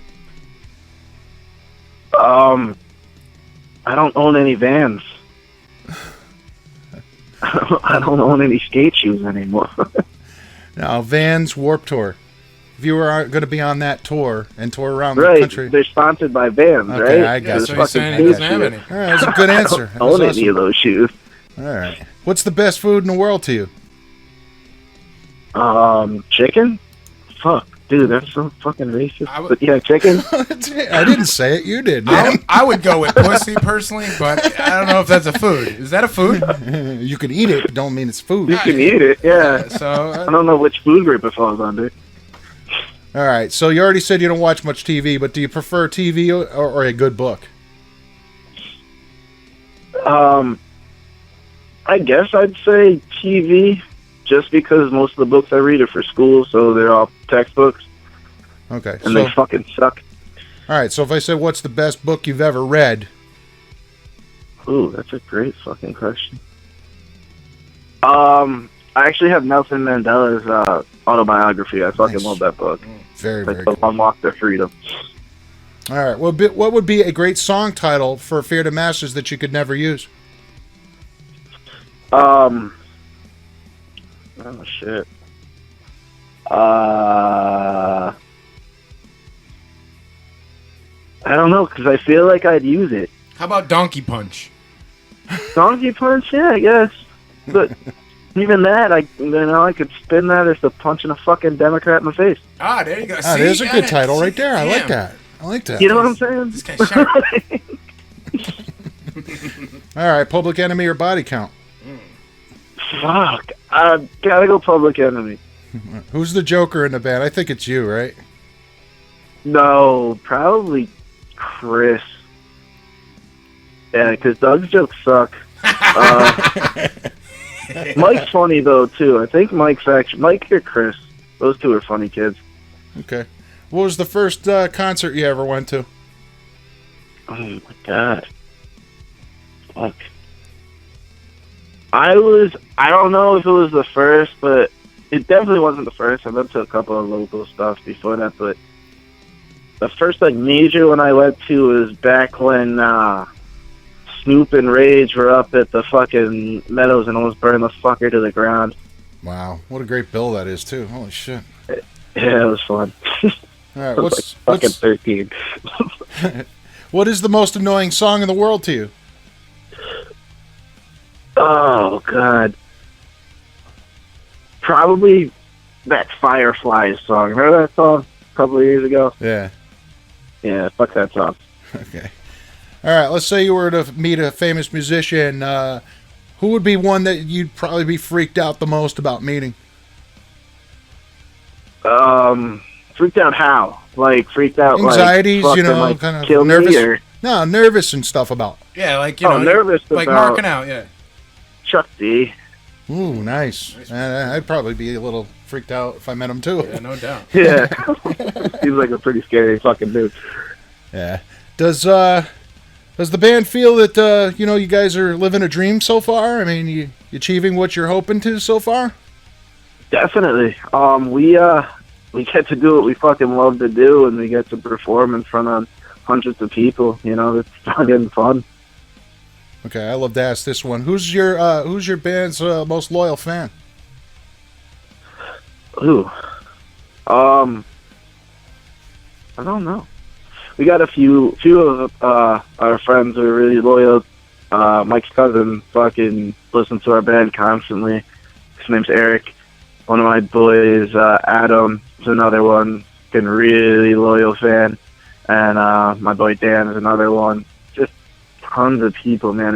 We're really blessed in that area where people come out to almost every show, consistently. There's a few of them. James is another one. All right, since we're on that subject, give a couple shout-outs out that you want to do, man. Couple of shout-outs. Just everybody, man. I just want to thank everybody for everything, man. Like, we couldn't do this without people. You know what I mean? Like, we couldn't do this without everybody's support. We get to, like, live our dreams. So it's everyone. Every single person who's ever bought a ticket, every single person who's bought a piece of merch, our CD, you guys, fucking Agrippa, all the local stations, Alternative Control's another one who retweets a lot of our stuff. Like, just anybody who's, like, helped us at all, like, anything, like, even put up a flyer,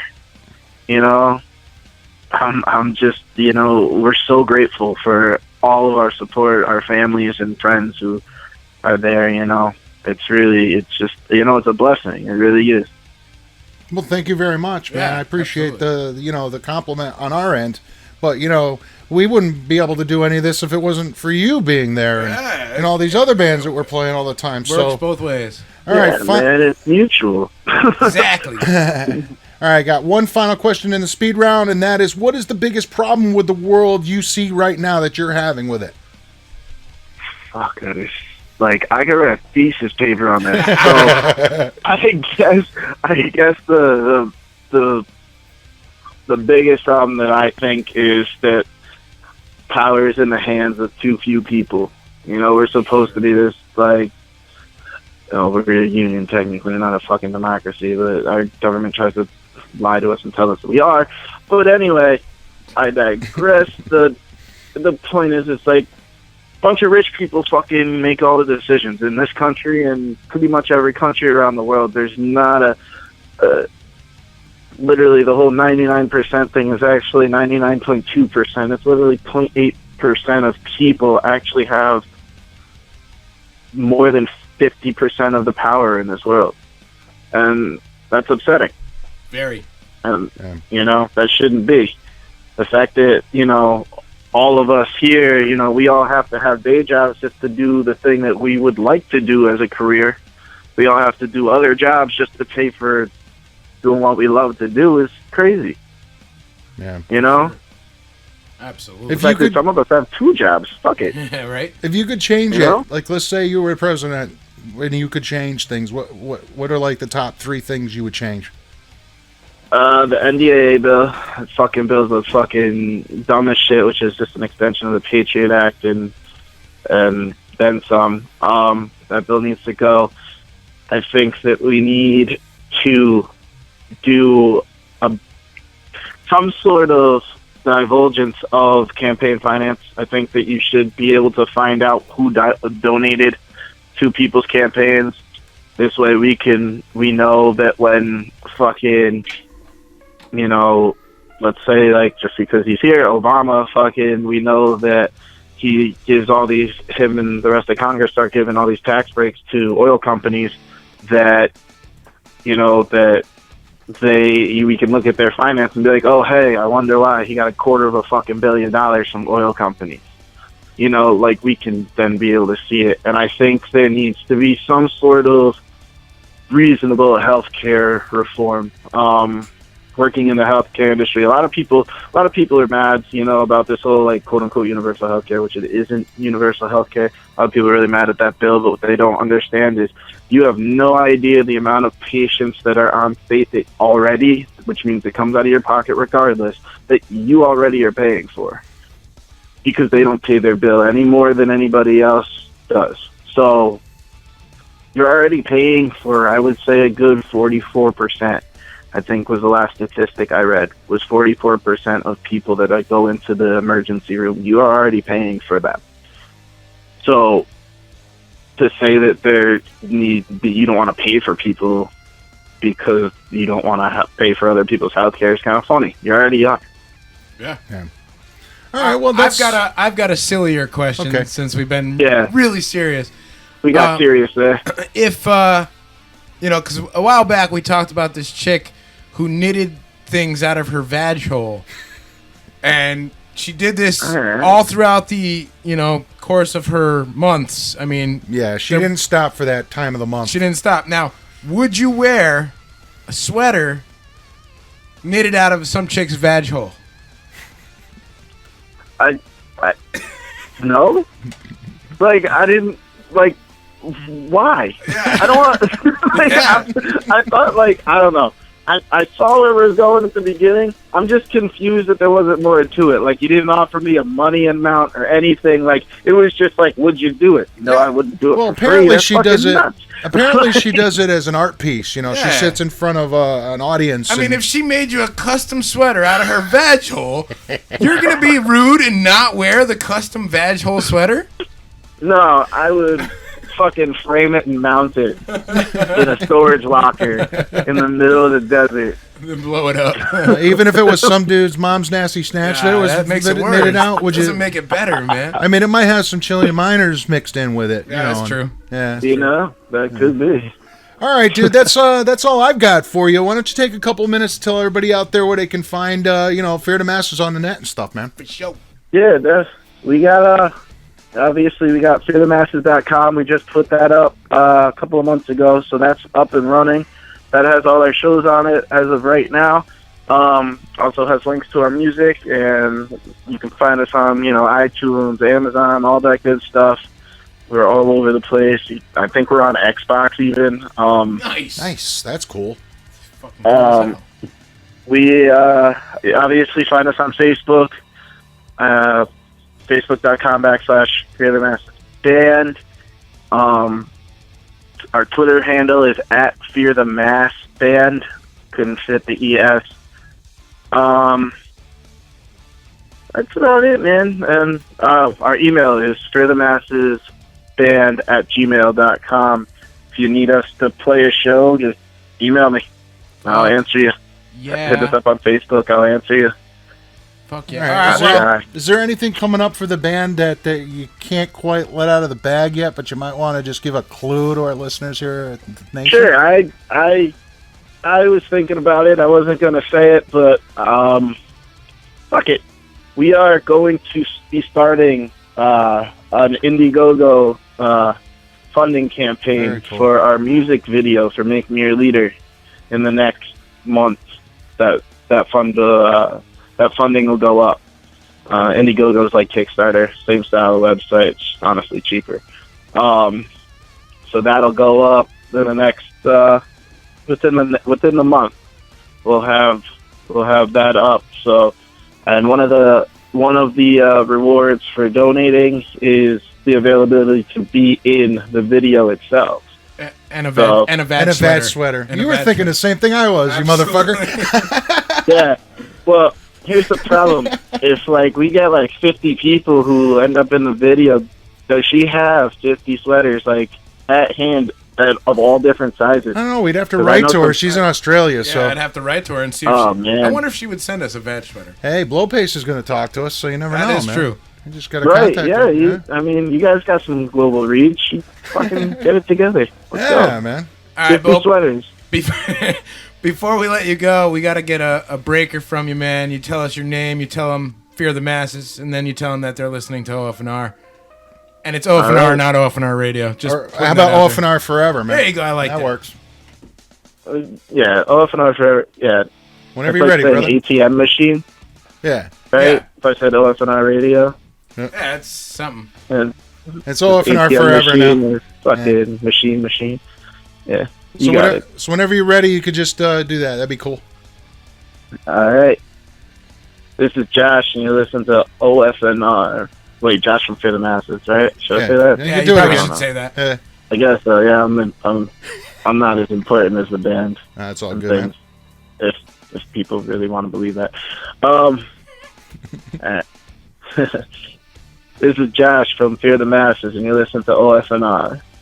Beautiful. Thanks a lot, man. I wish you all the best in the coming months of, stuff you guys got coming on, and we'll be out to somebody's shows. We'll see you and stuff. Pleasure. And you guys are playing a show for us in October, so. Yeah. Oh, yeah, you damn right. And keep us in mind. You could call anytime. Let us know what you're up to, man. That'd be cool, too. Or tell us to go fuck ourselves. That, too. All right, I'll do both. All right. Thanks Hey, for your Josh, time thanks so tonight, much, man. brother. Later. Later, man. All right, that was really, really cool. Josh from Fear to Masses. We Yeah, got some boys. Fear to Masses coming up here, man. We all saw Man, that. I am on top of my Fuck shit. yeah, man. So, yeah, we're going to play some Fear to Masses, and we'll come Yeah. back, and we got the events and stuff coming up in a little bit. That's right. Stick around. Plus, Into the Coven coming up. I see you got some Super Bob in there. I might Yes, I make that do. a double. Yeah, You know kind what of I'm mixed saying? with the whole subject of the night. I might make that a double. I'm just putting it on That's there. quite all right with I me, haven't man. listened to some Super Bob in a long time, so keep it locked. It's official fucking new radio. We will be back with events next. The Nation. Make me your leader. Fuck, bitches.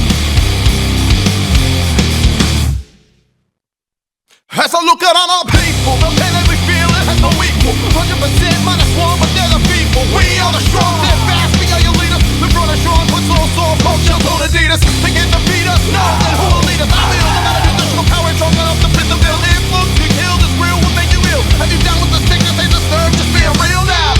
The essence what our grievances, like Iraq and 9/11 was just instances. Never mind what our economic condition is. Revolution's not alright, it's what I'm mentioning. If you make me your leader, they held you down. Now it's time to break away.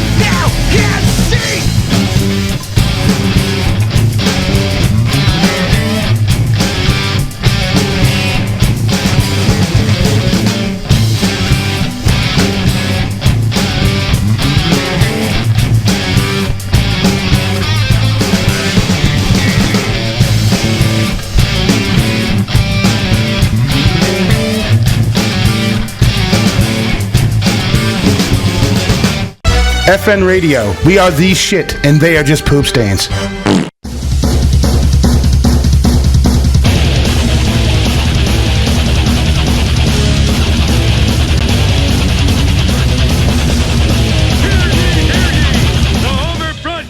System is on the air, all hollering all the time. Or it's the Nation of Decimation, whichever. Go! OFNR, official fucking new radio. OFNRforever.com, officialfnradio.com, officialfnradio.org, wherever. And then you're listening to The Nation, and we just played some Colossal Groove with Mistress. They're out of Palmer, Mass. They got a show. Coming up on May 10th. That's a Saturday night as part of the Posidemic Entertainment presents 5 bands for $5, and we'll tell you more about that in the events in a few minutes. I got a fever. I could have used a little more cowbell. Yeah, I think I could have used a little more cowbell on all of those songs. Before that, we played Into the Coven with Apathy Kills. They're out of Danbury. What's going on with Into the Coven right now, man? Your guess is as good as mine. I know they are working on some new stuff. Yeah. I haven't actually chatted with those guys about the band in a while. I talk to them like every day. Yeah. But I haven't talked to them about the band in a while. We should maybe see if we can't catch up with those fuckers. Yeah, because we had them interviewed a little while ago. Great fucking band. You should totally check out Into the Coven from Danbury. Check them out, man. We got turned on to them somehow or another, and have become very. They're always good out at all the fans, shows man. too. Really good dudes. So somebody's always in that band out at the show. That's right. Check them out. Yeah. Before that, we did play Fear the Masses with Make Me Your Leader off of Rise, which you should absolutely have in your fucking collection. For some reason, it's not in mine. What the fuck is going on, man? I keep losing fucking music here. It's not good. Well, when you have such a library as Knob does here at OFNR, and I got my own library, which is kind of large too. You got so much stuff you don't know. You're missing something until you're looking for it. Maybe it's in this stack. Maybe. Probably. There's a pretty big stack over there too. Jesus. Anyhow, that was Make Me Your Leader. Thanks to Joshua Moore from Fear the Masses for calling. Hell yeah. A great time as always. Great dudes. Always see them out at shows. Big supporters of the scene. And you should be big supporters of theirs. Go check them out at all their show dates that he mentioned. If you missed any of them, go check them out on Facebook. Go check them out on Reverb. Go check them out on their own website. .com. FearTheMasses.com. And tell them OFNR sent you. Make us feel like we're doing something here. Of course, if you miss any information and you want to know more about any of these bands, maybe you need a link to one of their sites, you should check out the program that gets put up in a few days, and the show gets put up in a few days, depending on how busy we are. But it's always there once it's up, always on YouTube. Go check it out. 50,000 views can't be wrong. Go check out our YouTube channel.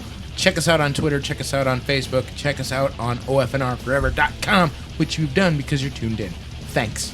Yeah. Anywho, I do believe it's time for this right now.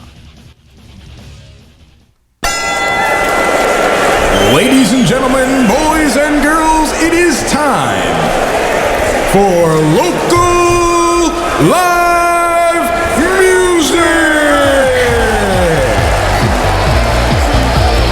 Where are you going tonight? Where are you going to? No, where are you going? Where are you going to? I don't know yet. Where are you going? I'm going to go where you go. Find out where to go right here, right now. The Nation of Decimation live event information. Brought to you by the Metal Syndicate. It's time to go to a local show. Find out now, only on Official FN Radio. Get your shows when we get our shows. Yeah. And where do we get our shows now? The same place you should get your shows. Get them from the Metal Syndicate. Metal Syndicate-CT.com. That is Metal, CYNDICATE-CT.com. Oh, yeah, and quick shout out to Alan, who actually puts all that stuff together there on the Hells, site. Yes. Quick shouts to Agrippa as well. Hell yeah. Got a big show coming up, and it's probably going to be in our listing, I would think. Because we are now into May. That's right, May. Hard to believe, huh, people? Because tomorrow's the last day of April. You never know it by looking outside at the weather. Absolutely. May the 2nd, which is Friday. Big Mark T and the Double Barrels. Bad Decisions and Watch List at the Acoustic Cafe in Bridgeport. On Saturday the 3rd, Simple Machinery. Apostasy, we heard from Chugs earlier. Hearts and Thieves and others at the Shred for MS benefit at Cherry Street Station in Wallingford. I think I'm going to go take a ride down there if I can do so. Switchblade Serenade at Cafe 9 in New Haven. Or if you're not going to any of that, you can check out Vern's birthday show. Breach the Asylum, Craving Strange, Off the Turnpike, Stick Pin, Banana Bread, and Fear the Masses at The Room in Brookfield. It's Vern's birthday. Go check it out. If you're not going to either one of those shows or any of those shows, go to Snapper McGee's for a night of metal with Imperium Mortis, Under a Serpent Sun, Orbital Frame, End Time Illusion, all at Snapper McGee's in Torrington. On the 6th, Tuesday the 6th, an evening with Seven Dust, acoustic at the Webster. Get your tickets from In the Red, or maybe even Opus has a few left. Though, if I know Opus as well as I do, I bet he probably doesn't have much left. He may have a few. Hit him up. Hit up the local bands to get your show tickets to the Webster because it's always cheaper. That's on Tuesday. On Wednesday the 7th at Cherry Street, Sadistic Intent, Inverted Trifiction, Arduous Task, and Witch King. That's at Cherry Street Station, Wallingford, Connecticut. OFNR HQ number 2. Go say hi to Sarah and Dennis and Holly. Buy a drink. Tip your bartender. Fuck it. Give her the whole thing. Tuesday, the 8th, Mindsnap Music presents Seth Reynolds, James N. Johnson, Vic of Nasty Disaster, and Opus of Dead by Wednesday, as well as Graven Image and comedian Rich Sear at Axel's Rock House in North Brantford for Mindsnap Music Metal Rock Mania! Metal Rock Mania! Be there.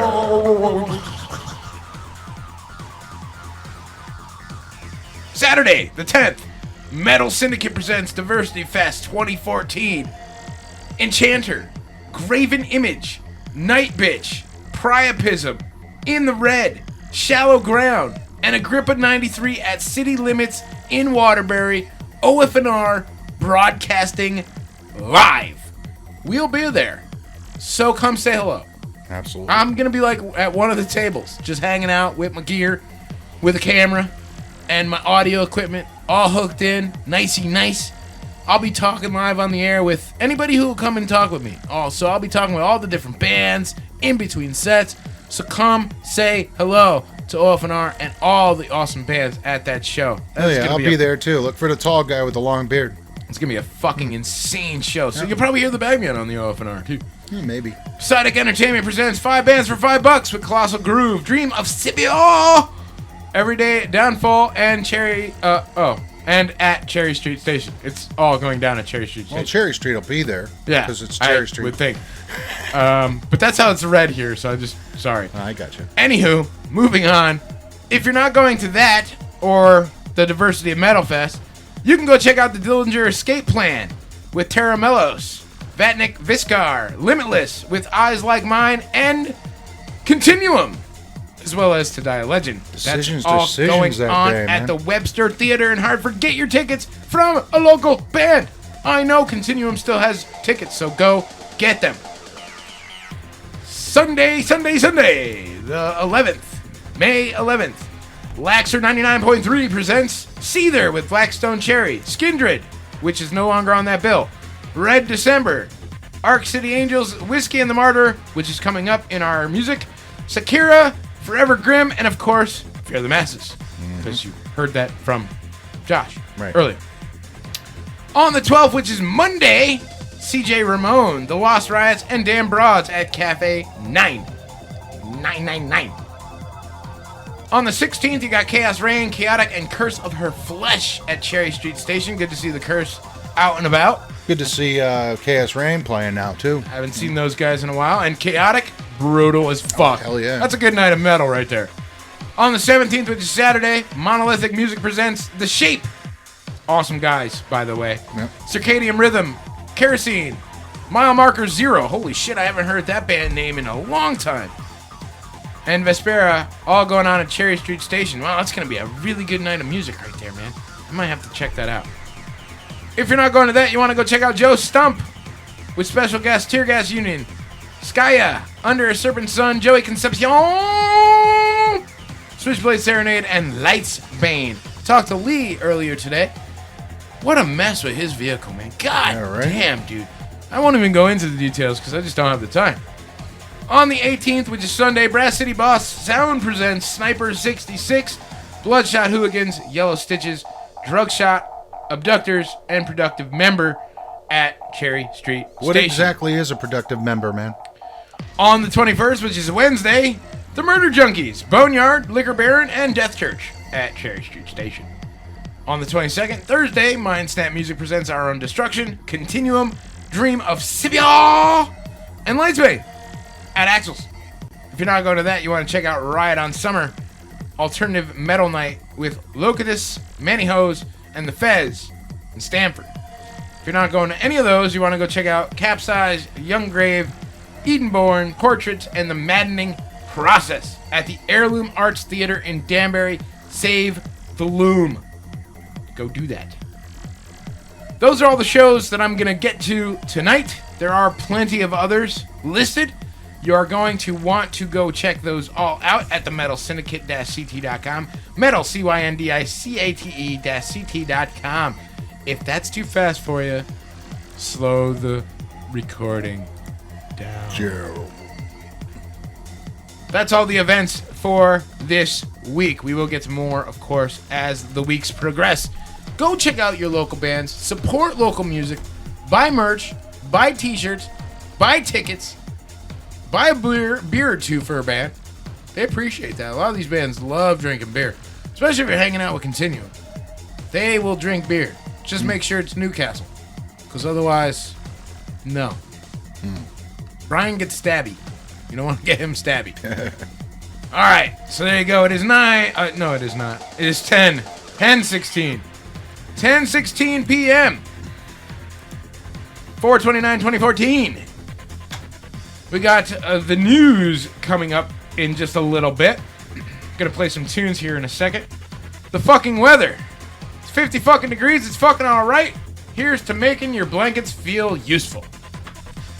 Okay. Extended motherfucking forecast. Tomorrow's Wednesday. 61 motherfucking degrees. With a low of 52 motherfucking degrees. Rain all day. Off and on. It'll be shitty. Thursday, 66 motherfucking degrees. Getting warmer. Then down to 45 degrees. With a chance of rain. Because, you know, rain. Friday, a little cooler. 59 degrees. With a low of 39 motherfucking degrees. Mostly cloudy. That is your extended motherfucking forecast. If you want more than that, find a weather person and kick them in the nuts. Yeah, right? Easiest job on the planet, man. To guess. There you go. Ron says fucking rain and more rain, and that's the fucking weather. There you go. So that's pretty fucking accurate. However, let me go on over here. Hang on a second. Hold on a second. I totally am ill prepared. God damn it. Talk amongst yourselves. I was going to talk a little bit more about the 11 reasons why Jesus won't appear in front of you in this lifetime. All right, I'll get to that in a minute. Before you do that, here is the Blackie weather forecast with Ollie Williams. Rain. There you go. There you go, dude. It's gonna rain. Thank you, Ollie. All right, 11 reasons Jesus doesn't want to show up. Yeah. First reason, he's lazy. There's not enough Jesus tribute acts doing the rounds. As if he would be not that enthusiastic about the competition. He would possibly have to prove to people that he really is the guy that they have been hanging on to their living room walls and so forth to find. So, yeah, there's one. Number 2, he would be pressured into proving that he's really the Messiah. So he'd have to, perform tricks and stuff in the vein of like David Blaine or David Copperfield or something like that. He'd have an audience, people would want to sit. Number 3, starting up a Facebook fan page or an official Twitter account would not be simple enough, even for a humble man whose face disheveled in the archaeological wrinkles. So, Facebook page, right? People would harass him for his dad's address, would be number 4. You'd be only so tolerant of that, but I would think people would be crowding him, right? Number 5, he would have to wear shoes, like I said before, and, a lot of places like, stores and things like that would not allow him to walk around in bare feet. So that would be a problem, I would think. Number 6, if there's any chance that anybody would ever take him seriously, he would have to, let's see what it says here. He says he was estimated at 5'2". So he'd probably blend into a crowd so people wouldn't even know he was standing there. Number 7, deep down, I think Jesus doesn't want to come back for the fear of letting down half the world's population. In a sense, feeling Jesus' love and mysteriousness of his existence is a bit like the Loch Ness Monster. If both Jesus and Nessie turned up at a police station to hand themselves in, the DNA would prove, because he is the Son of God, they're not sure if the DNA would actually prove anything, because they're not sure if DNA would actually, from his body, would be able to be studied or whatever. Number 8, marketing-wise, there's at least another 2,000 years worth of economic value to be had in this whole Jesus thing. That's why I'm certain that Jesus has waited until now and then checked back, realizing the church has profited hugely on his name, so he will want to keep the church happy by prolonging his return. Okay? All right, number 8. Jesus is a bit miffed by no one reporting him missing on Facebook. Somehow a pot-bellied Betacularist loner in his late 50s would not stick out in a crowd. Jesus has a Facebook account, just so you guys know. Oh, well, there you go. All right. Thank you, Knob. Something about number 10 is his beard, because somehow I guess the Jesus beard is not in right now. So he wouldn't fit in because of that. And number 11, finally, maybe, just maybe, Jesus never existed at all, and is a fictional tale used under control of manipulation. Forget the fear of social network sites, facial grooming, and many other competitions. Jesus has been dead for 2,000 years, and he's had plenty of time throughout history to make his long-awaited comeback. Why come back now? Just to get found out. My goodness. So, there you go. That's why you're never going to see Jesus. Excellent. All right. Let's play some music, dude. I like that idea. We're going to play a couple tunes, and then we're going to come back and do the news. Yes, good ones tonight, people. Stick. And you're going to keep it locked because you're awesome. And if you're not listening, well, you know what I'm going to fucking say to you, right? Right? I'm going to be like, don't you get it? Please, just get it, man. I don't know if that was going to be necessarily what I was going to say, but it's close enough. Yeah. We'll be right back in just a little bit. Do not go anywhere. Stick around. You, sir, can go fuck yourself. Yeah. It's gone. It's all gone.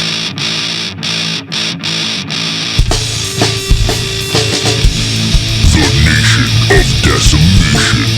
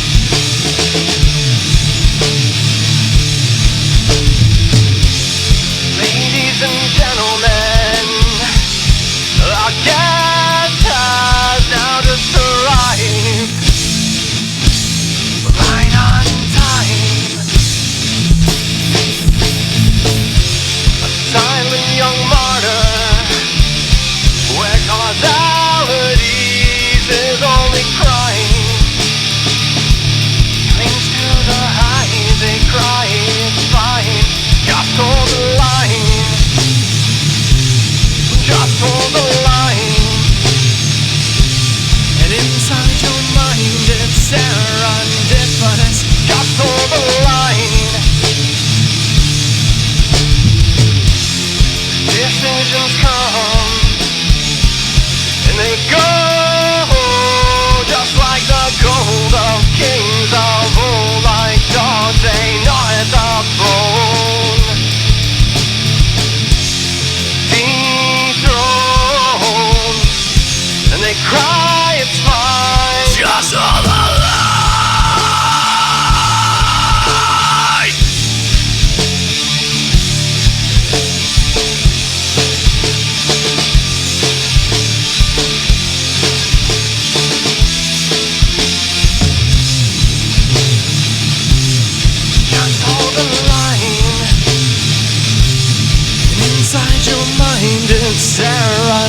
difference. Just hold the line.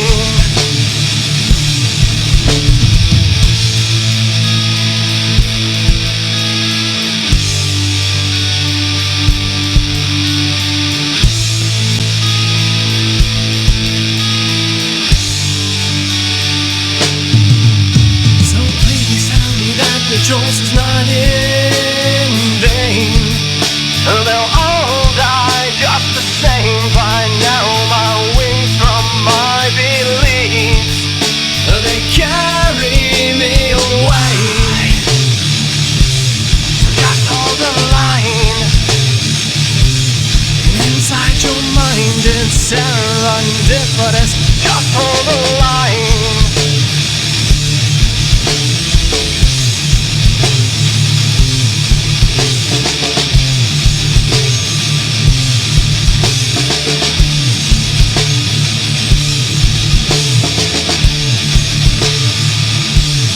Just hold the line.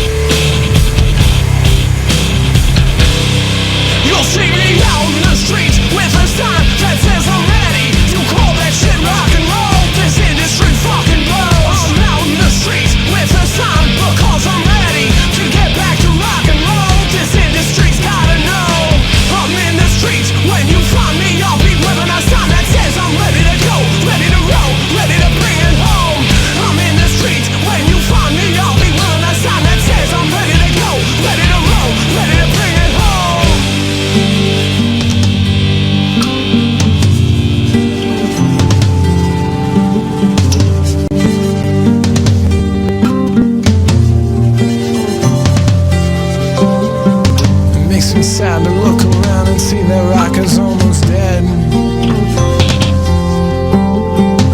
Being put to death, laid to rest.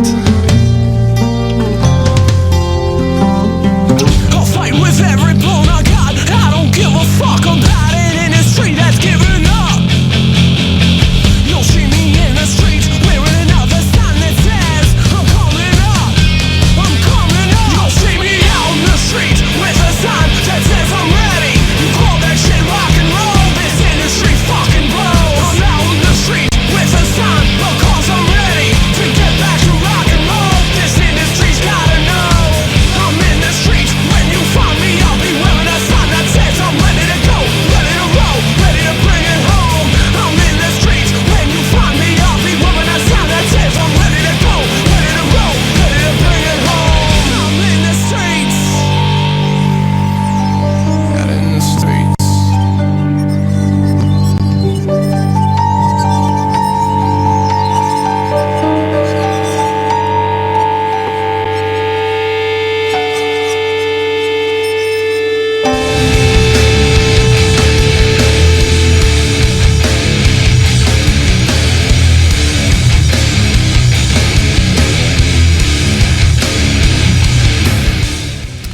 Borgo Pass in the fucking background for you, man.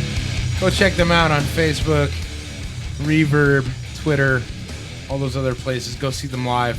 Amazing band. I gotta go see them, man. It's been fucking forever, I feel, since I've seen Borgo fucking Pass. Yeah, we gotta make that happen for sure, man. I need to get down to the New York area myself. Show. Lots of great bands down there and stuff, so... Absolutely. If you're willing to take a trip down to the city, people, there's shows all over the damn place down there with some really excellent bands. So. This weekend, in fact, in Long Island, if you want to go check it out, the first Rock Against Dystrophy of the year at Gussie's Bar.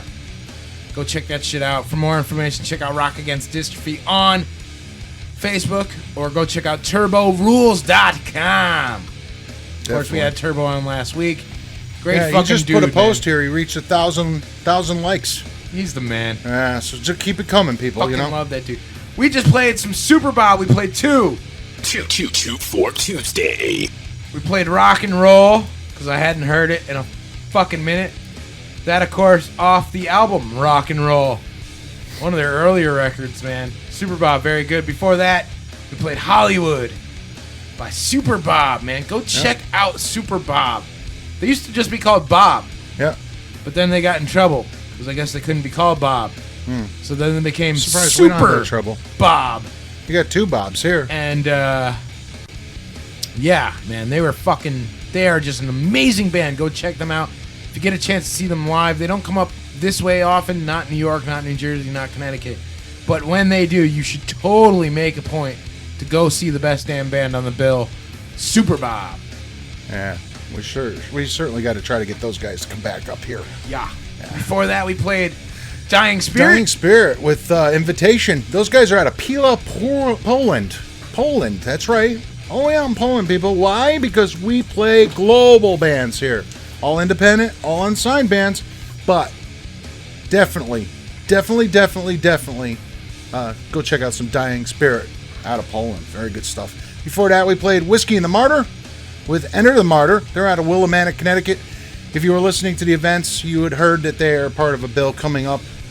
So go check out the Metal Syndicate and find out what that is, because I don't have it right in front of me right now.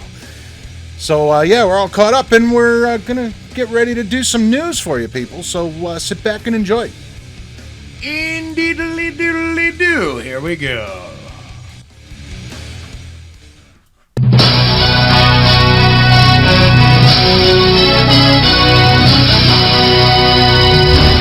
Interrupt this regularly scheduled nation of decimation with the Bagman Knob, a 3-hour show dedicated to supporting global independent heavy metal, to bring you the news. Man robs convenience store, wielding a chainsaw and wearing a flower pot on his head. The official fucking news report brought to you by Blow Paste. Get the taste of dick out of her mouth. Makes a great lube as well. A woman knits a sweater out of her vagina as a visual art piece. Don't Don't Get Me Started on Florida or Asia. The Nation of Decimation proudly brings to you the official fucking news report. That's fucked up, dude. It's fucking nasty. It's fucking bizarre. Don't let another blissful moment go to waste. Taste the magic of blow paste. So give that salty sausage a peppermint taste with the magic of blow paste. Freshen up the job before you turn out the lights. And get a pearl necklace to go with your pearly whites. If you want to make his day and put a smile on his face, taste the magic of blow paste.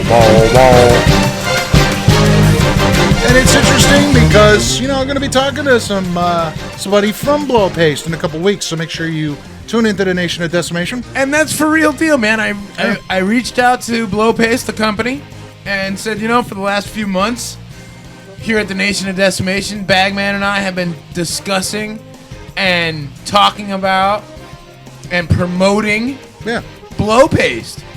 And so I figured, I'd reach out to Blow Paste and see if they would come on our airwaves. And sure enough, in 2 weeks' time, you can listen to us talk to the creator of Blow Paste. I can't wait.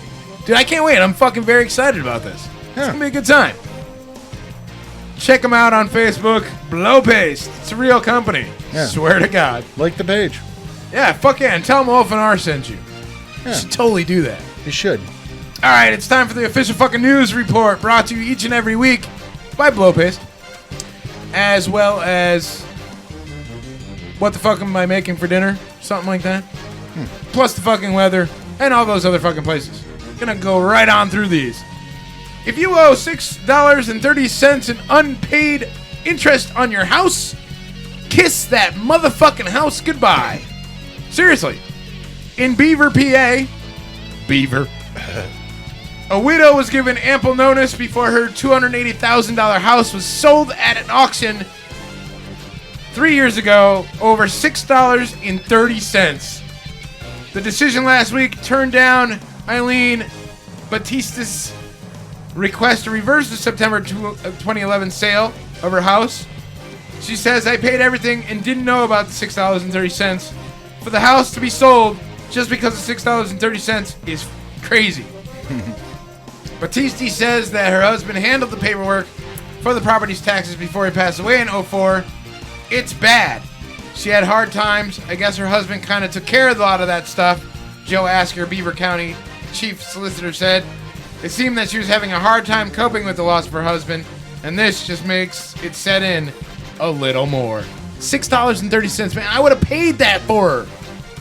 Somebody didn't have a fucking 10 on them? Come on. God, stuff like this. This is reasons why I'm not a fucking attorney, man. It's sickening. Fucking sickening. All right, so we've all sat in traffic. Knob knows better than anybody about sitting in traffic, going from work to home. Every day practically, right? It's going to get worse, man. It's going to get worse. Monday I start my new job in Greenwich. It's 60 miles there and 60 miles back, and the worst traffic of Connecticut. And if you're going up Route 95, you got at least 2 towns to sit in traffic for a while. Oh, yeah. Bridgeport and New Haven if you're going up through that way. So you probably jump on Route 8 in Milford, though, so you'd skip the New Haven one. But anyways, traffic stopped in Spain because of one of these things. What do you think? An accident, maybe? Nope. Maybe construction? No.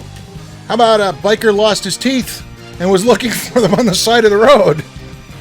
In Madrid, a motorcyclist brought traffic to a standstill in one of Madrid's busiest highways after pulling over and looking for his false teeth, which flew out of his mouth when he sneezed. 2 municipal police officers approached the motorcyclist Saturday and ordered him to resume his journey for his own safety and that of the other drivers.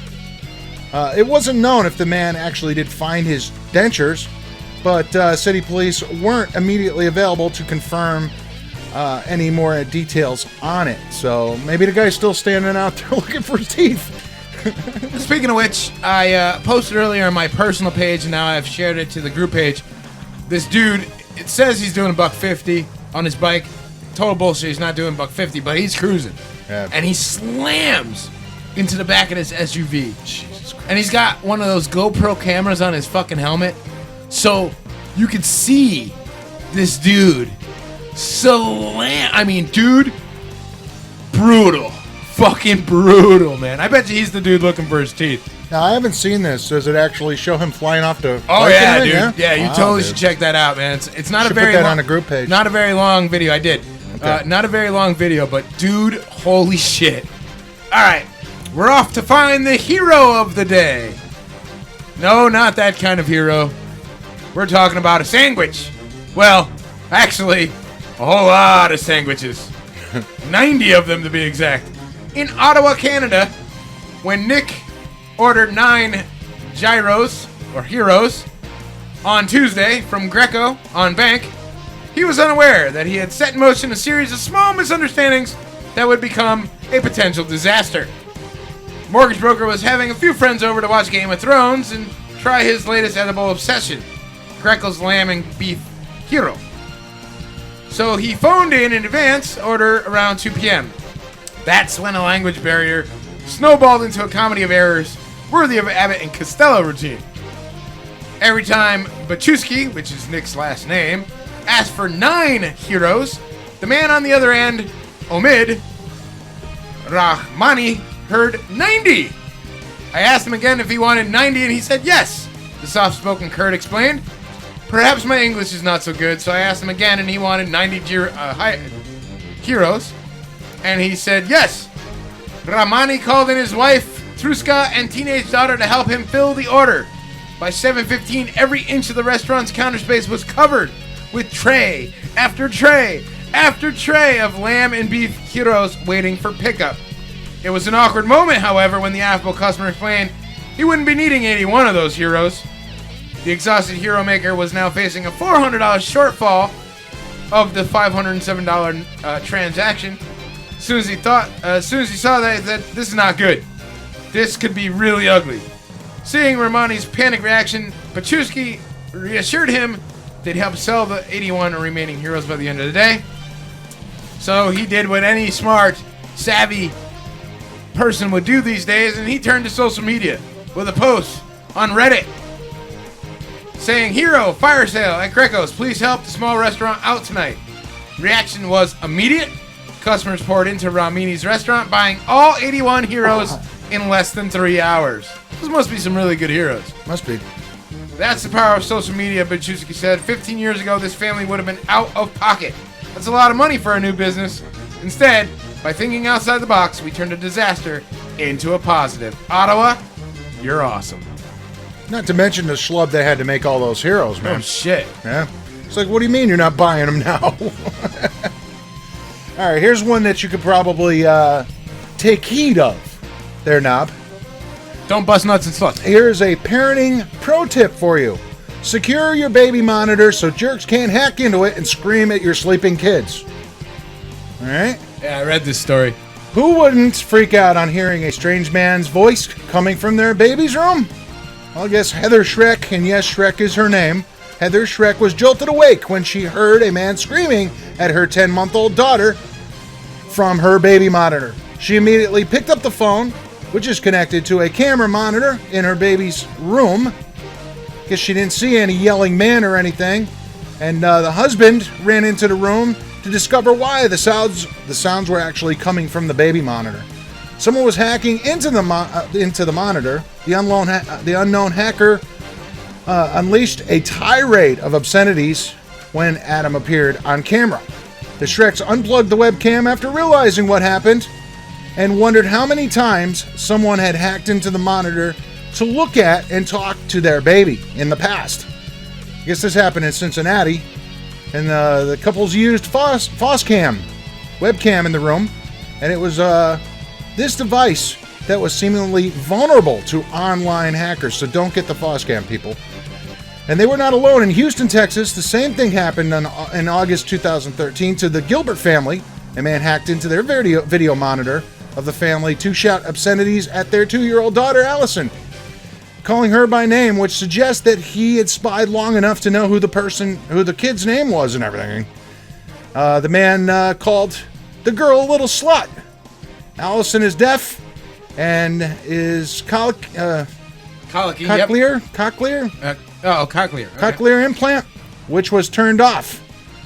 So she did not hear the man's derogatory tirades, but the family decided to ditch their device. They did not report the incident to the police, but the similarities to the Gilbert situation and the Shrek situation suggests it may be the same hacker, or that there is a strange trend that people are hacking into baby monitors and yelling at female children. Well, here's the thing. Something to consider, folks, just in case you're out there and you're thinking about maybe buying one of these things.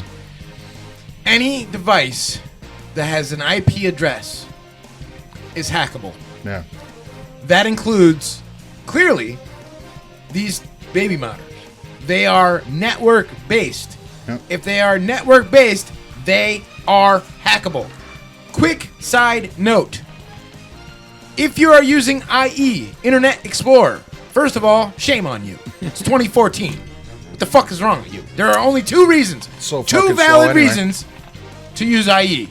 One, Windows updates, because you can't get them any other way. Two, to download something else, Right. Chrome or Mozilla. Another search engine, yeah.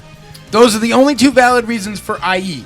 But quick note, just so you know, the Department of Homeland Security has put out an advisory. Stop using IE. IE 9, 10, and 11 are all susceptible to a major flaw and major hack. So I'm putting it out there. If you use IE, go get Chrome. Go get Mozilla. Both browsers are way better. Way better. Fucking Opera is better than fucking IE. Plus, they're all faster, too. IE is so slow. Just get off of IE. Just no. No. We're looking at like 9 million users or 9 billion users or some craziness that could be affected from using IE. So don't do it. Please. Just a quick advisory from your friendly IT. All right. Strippers and cupcakes. What do these things have in common? I don't know. They're both delicious? They're both delicious. I don't know about strippers, man. That's kind of nasty. In Portland, Oregon, members of a church in Oregon are hoping to spread the gospel to exotic dancers in Portland by bringing them baked goods. Bushels of them, in fact. Dancers at the Sunset Strip Gentlemen's Club will be visited by members of the Cedar Hills Baptist Church congregation last Saturday. I guess they were visited. They say, we wanted to deliver a message of love, hope, transformation. Cedar Hills pastor Curtis Booth said, it's just a single way of saying, we care about you. Not sure if strippers care about cupcakes, man. I don't know, man. Those things are laced with dollars, maybe. Give a fuck. But, otherwise, I don't think they care. All right. You know about the latest trend? I'm sure everybody's seen this by now, but I found the story I saw it on the news last week. But the latest trend among teens is Burt's Bees lip balm that they put on their eyelids. Jesus Lord, help me. Teens are using the lip balm on their eyelids to enhance being drunk or high. A relatively recent trend among teens that may be concerning parents and physicians. Most people think that Burt's Bees lip balm is just that, lip balm. But some people have found a new use for it. A YouTube search shows Beeson, a trend that seemed to have begun a year ago. And it's when a person applies a light layer of Burt's Bees natural lip balm wax to their eyelids. In the video, you can see someone taking part in Beeson. And they experience, I guess, is something along the lines of being drunk or high. It's the only lip balm that seems to do this, I guess. But a doctor who was interviewed said he was smearing lip balm. He said he saw the person smearing lip balm on their eyelids, and it will cause immediate tingling of burning or a burning sensation brought on by the peppermint oil, an ingredient in the balm. Another doctor told Connecticut News that health risks could include symptoms similar to pink eye or a more serious risk of infection, particularly in someone who uses lip balm on cold sores before using it on their eyelids. The first mention of Beeson was submitted to the Urban Dictionary in 2010. So keep it on your lips, people. You know, if you need to get that drunk, just hang out with Stagger. You know, they'll get you nice and drunk. So just smoke pot, man. Yeah, you could do that too. Jesus Christ. See, if they just made this fucking pot legalized, man, kids would stop doing these stupid fucking things, I think. Maybe I'm wrong. Well, they're saying it's replaced Jankum in the teenage community, so. Well, I guess anything's better than Jankum, although Lightspan will be disappointed. Yeah, I'm sure they will. This beauty pageant has gone to the dogs. 50 canine contestants competed in the 35th annual Beautiful Bulldog Pageant. Imagine this. A fucking pageant for bulldogs, man. A beauty pageant for bulldogs. Mm-hmm. This year's title went to Lucy, an 18-month-old pooch. She's very docile. She doesn't really get excited. She likes to sleep in the bed, hog the bed, and she loves cheese. Tiffany Tornston, a breast surgeon, thinks Lucy will make perfect therapy dog and will start training to become one. Pageant held Monday originally began as an effort to find dog to represent Drake's mascot, the Bulldog. In addition to the most beautiful, other awards include Farthest from the Doghouse, Best Dressed, Congeniality, and Porterhouse People's Choice. So, if you think you're having a bad day, just remember you're not a bulldog judge. Really? I love my dog, but I don't think I'm wondering what exactly your qualifications have to be specifically a bulldog beauty pageant contestant. No, judge. I don't know. Yeah. No idea. Yeah. What are you gonna do? You know they say never bring a corn dog to a knife fight, or even a crazy woman. Don't bring her either. In Midland, Texas, a Dallas area woman was arrested in a cooked corn dog dispute at a West Texas business. Midland County Jail records show 45-year-old Camille Henry of Carlton was being held Thursday on 2 counts of aggravated assault with a deadly weapon. Bond was set at $100,000 for Henry, who was arrested Sunday by Midland police after allegedly flashing a knife and threatening store workers. Investigators said Henry had 75 cents for a corn dog, but became upset when she was handed a microwave version. The suspect allegedly demanded a second corn dog uncooked and threatened the lives of the store workers if they had tried to serve her the actual microwaved one. The online jail records did not list an attorney or anything for her, but it's not that serious, man. It's not that serious. Getting a corn dog's not that serious. Getting your chicken nuggets, not that fucking serious. Everybody needs to fucking relax a little, man. Yeah, just a little bit. Do or do not. There is no bail. Prison service could be facing legal action from 4 inmates after they denied religion status to Jediism. That's right. Nice. The religious belief by characters of the famous Star Wars films. Group of inmates claim they're being discriminated against. How do you like this? Discriminated against despite the religion being recognized in the UK and in the census as the 7th most popular religion in the country. Wow, that's pretty fucking amazing. The threat of legal action comes after an inmate of HMP ISIS in South London wrote about his struggle to practice his religion in prison magazine Inside Time. Quote, I put in an application asking that I be allowed to practice my religion freely. I am a Jedi. The written reply said, whilst Jedi is a recognized religion, according to the UK census, it is not recognized by the National Offender Management Service. This is an example of a kind of intolerance and religious bigotry faced by members of our faith, said the prisoner. Can you imagine this? I mean, really? If he can get away with it, we should have a religion here, man. The Nationites or something we could call ourselves. In all reality, though, could be like the Church of the Fonz. This is my opinion, and mine alone does not reflect the opinions of OFNR necessarily. Jediism is no different than any other religion, man. As far as I'm concerned, it's all based off fake shit. Well, I would think that if we had a religion for OFNR, it would be a real religion, though, man.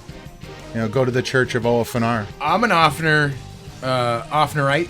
Yeah, there you go. I like it. I'm an absolute OFNRite, man. I like live, breathe, sleep, dream, eat OFNR. Should have a mass every Saturday for OFNRites. We have a mass every Tuesday night, 8 to 11. There you go. I like that. Yeah, here we are. All right, naked is good, and jogging is good. But it's not too good when the two are combined near an elementary school. In Fredswood, Texas, a Pearland man is facing charges for allegedly running in public naked. According to the police, they shortly after midnight on Monday, a Friendswood officer noticed David Michael Alds, 32, running in the buff in the 500 block of West Edgewood. The officer says Alds noticed him and then hid behind a brick column. He was reportedly... I don't understand that line right there. I guess he reportedly made it to his vehicle, okay, and then turned on his headlights and tried to leave. The officer stopped him in the 200 block of Stadium, but at this point, Alds was already apparently he already put on a pair of shorts and a t-shirt. Officers said he told them that he was out exercising. He was charged with disorderly conduct, driving in the wrong side of the road, and driving without headlights. He didn't get charged with running around naked, apparently, I guess. Just that other stuff. Yeah. Wow. You can't even run free anymore, man. Born free. First of all, I never ever want to see that. No, Second of all, how do you really... Can you jog naked? I don't think that would be very comfortable. I mean, your thing would just be flopping about all over the place. If it's night, you got bugs to deal with and shit. And then you got fucking mosquito bites on your cock. Man, I got a really terrible itch. What happened? Well, I got a mosquito bite on my cock. No big deal. Good God. All right. Hop on pop. Stop. No, seriously, stop. Because guess what? In Toronto, librarians at the Toronto Public Library were asked to remove copies of Dr. Seuss's 1963 children's book, Hop on Pop, from the establishment because it allegedly promotes violence, pussification of the nation. Yes. I know it's in Canada, Continue. but I don't give a fuck. Hop on Pop, first of all, is one of my favorite kid stories. I love it. I actually have a copy of it. Does not promote violence, you fucking retards. Document detailing the 7 books the library has been asked to remove over the past year were posted online Monday.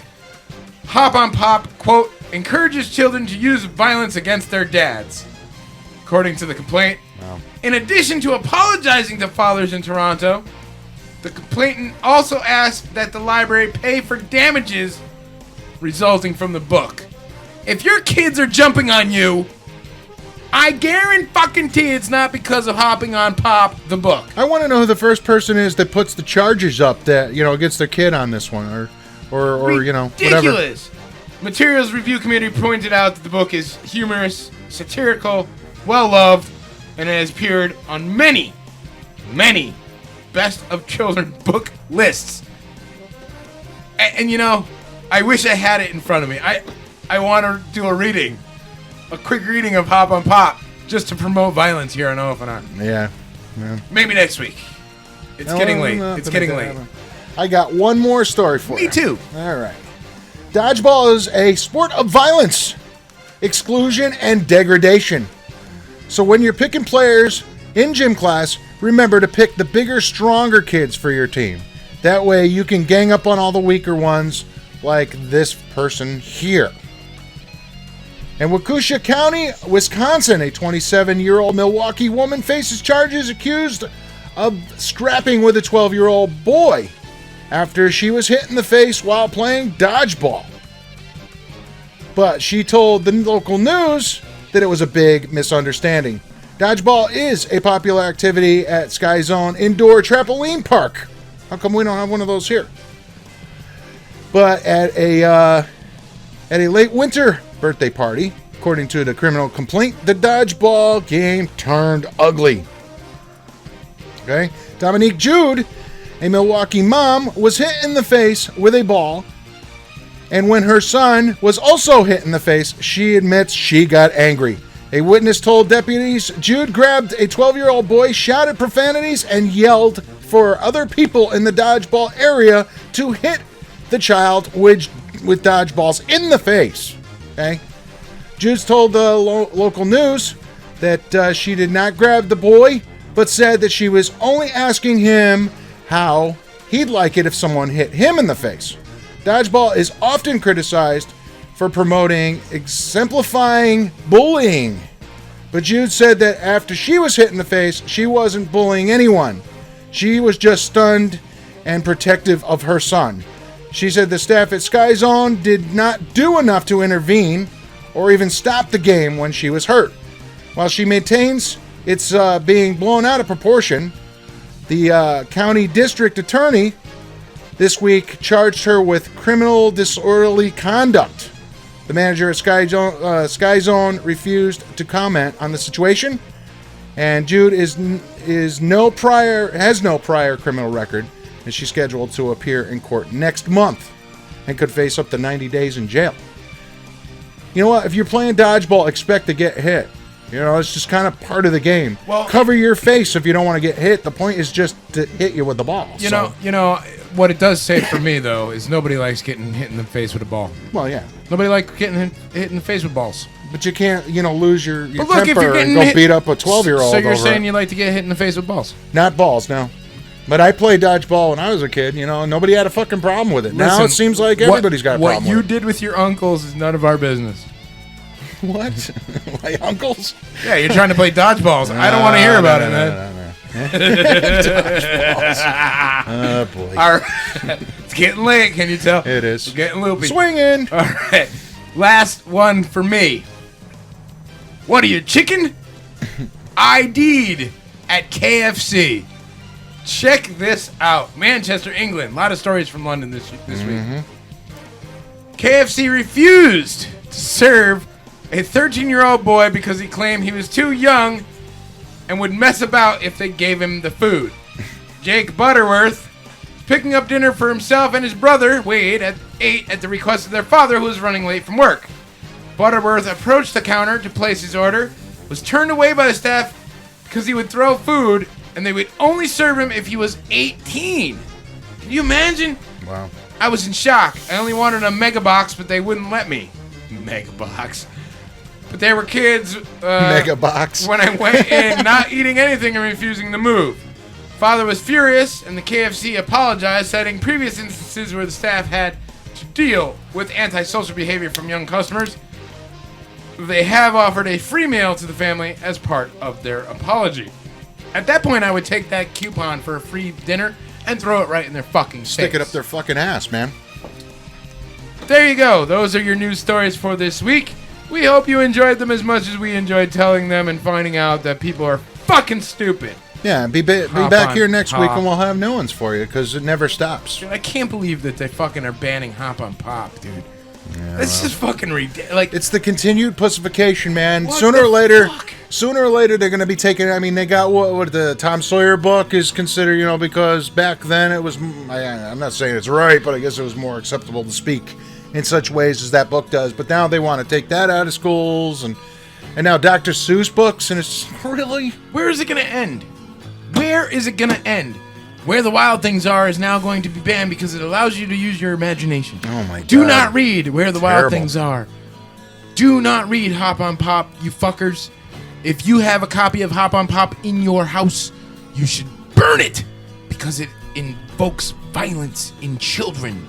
And Where the Wild Things Are is one of my favorite books from childhood, and that was a fucking great book. So, It's fucking ridiculous. But they want to take it off because the kid's naked in the book or something, which people didn't really think about back then. I don't think about it now. Yeah. I don't give a fuck.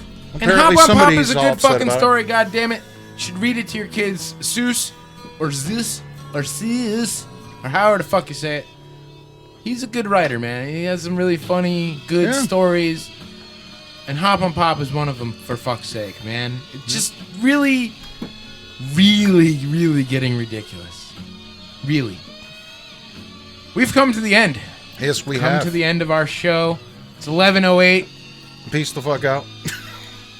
You like that? You see, he said it, so now I can shut his fucking mic off. So now he doesn't have to say anything else because that's his finishing move, guys. Want to tell you guys about all the awesome programming here on OFNR. Tomorrow is Wednesday.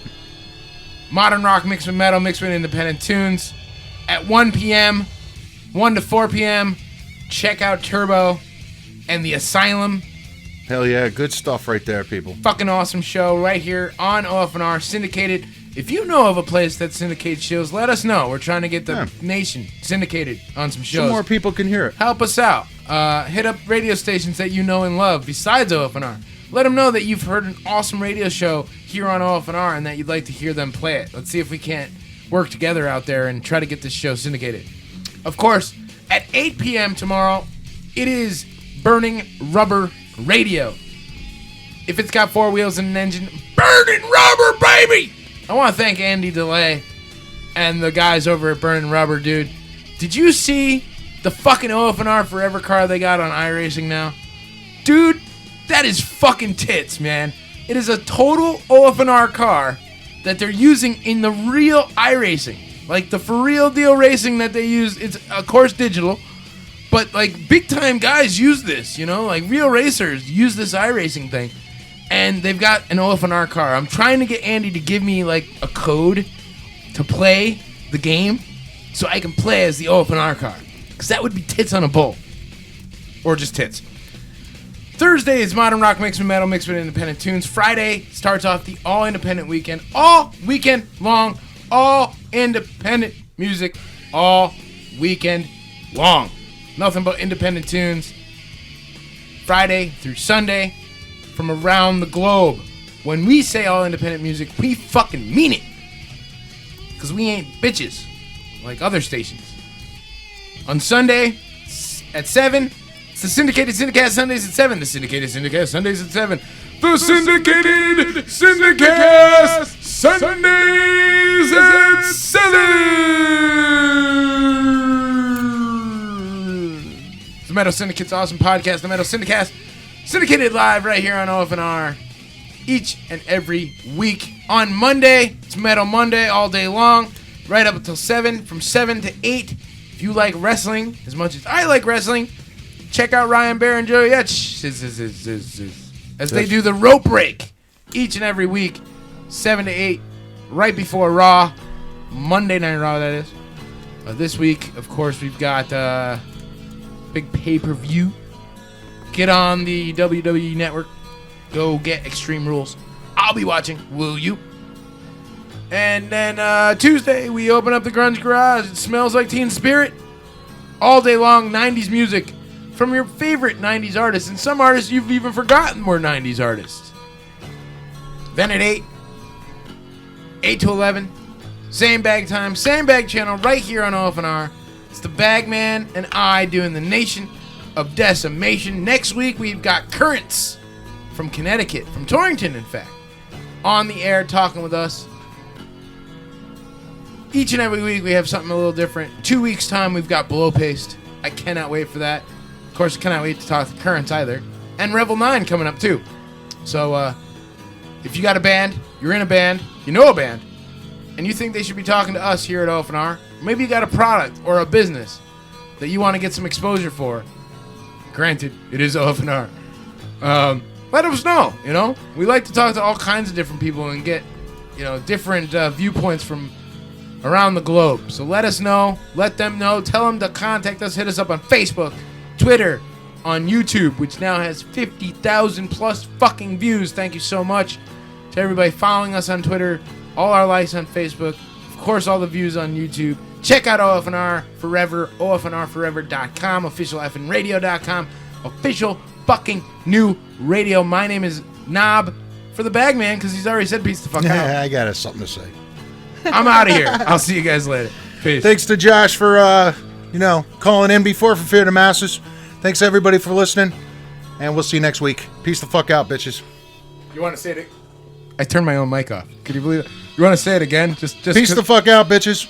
Okay, just because. Peace the fuck out, bitches. OFNR forever. Wait. Peace the fuck out, bitches. See you next week. Later. Same bag time, same bag station. We leave you with more 90s music. What exactly? I have no fucking idea. Keep it locked. See you next week. Enjoy, peeps. Bye. Two skinny J's. Nice. The good, the bad, and the skinny.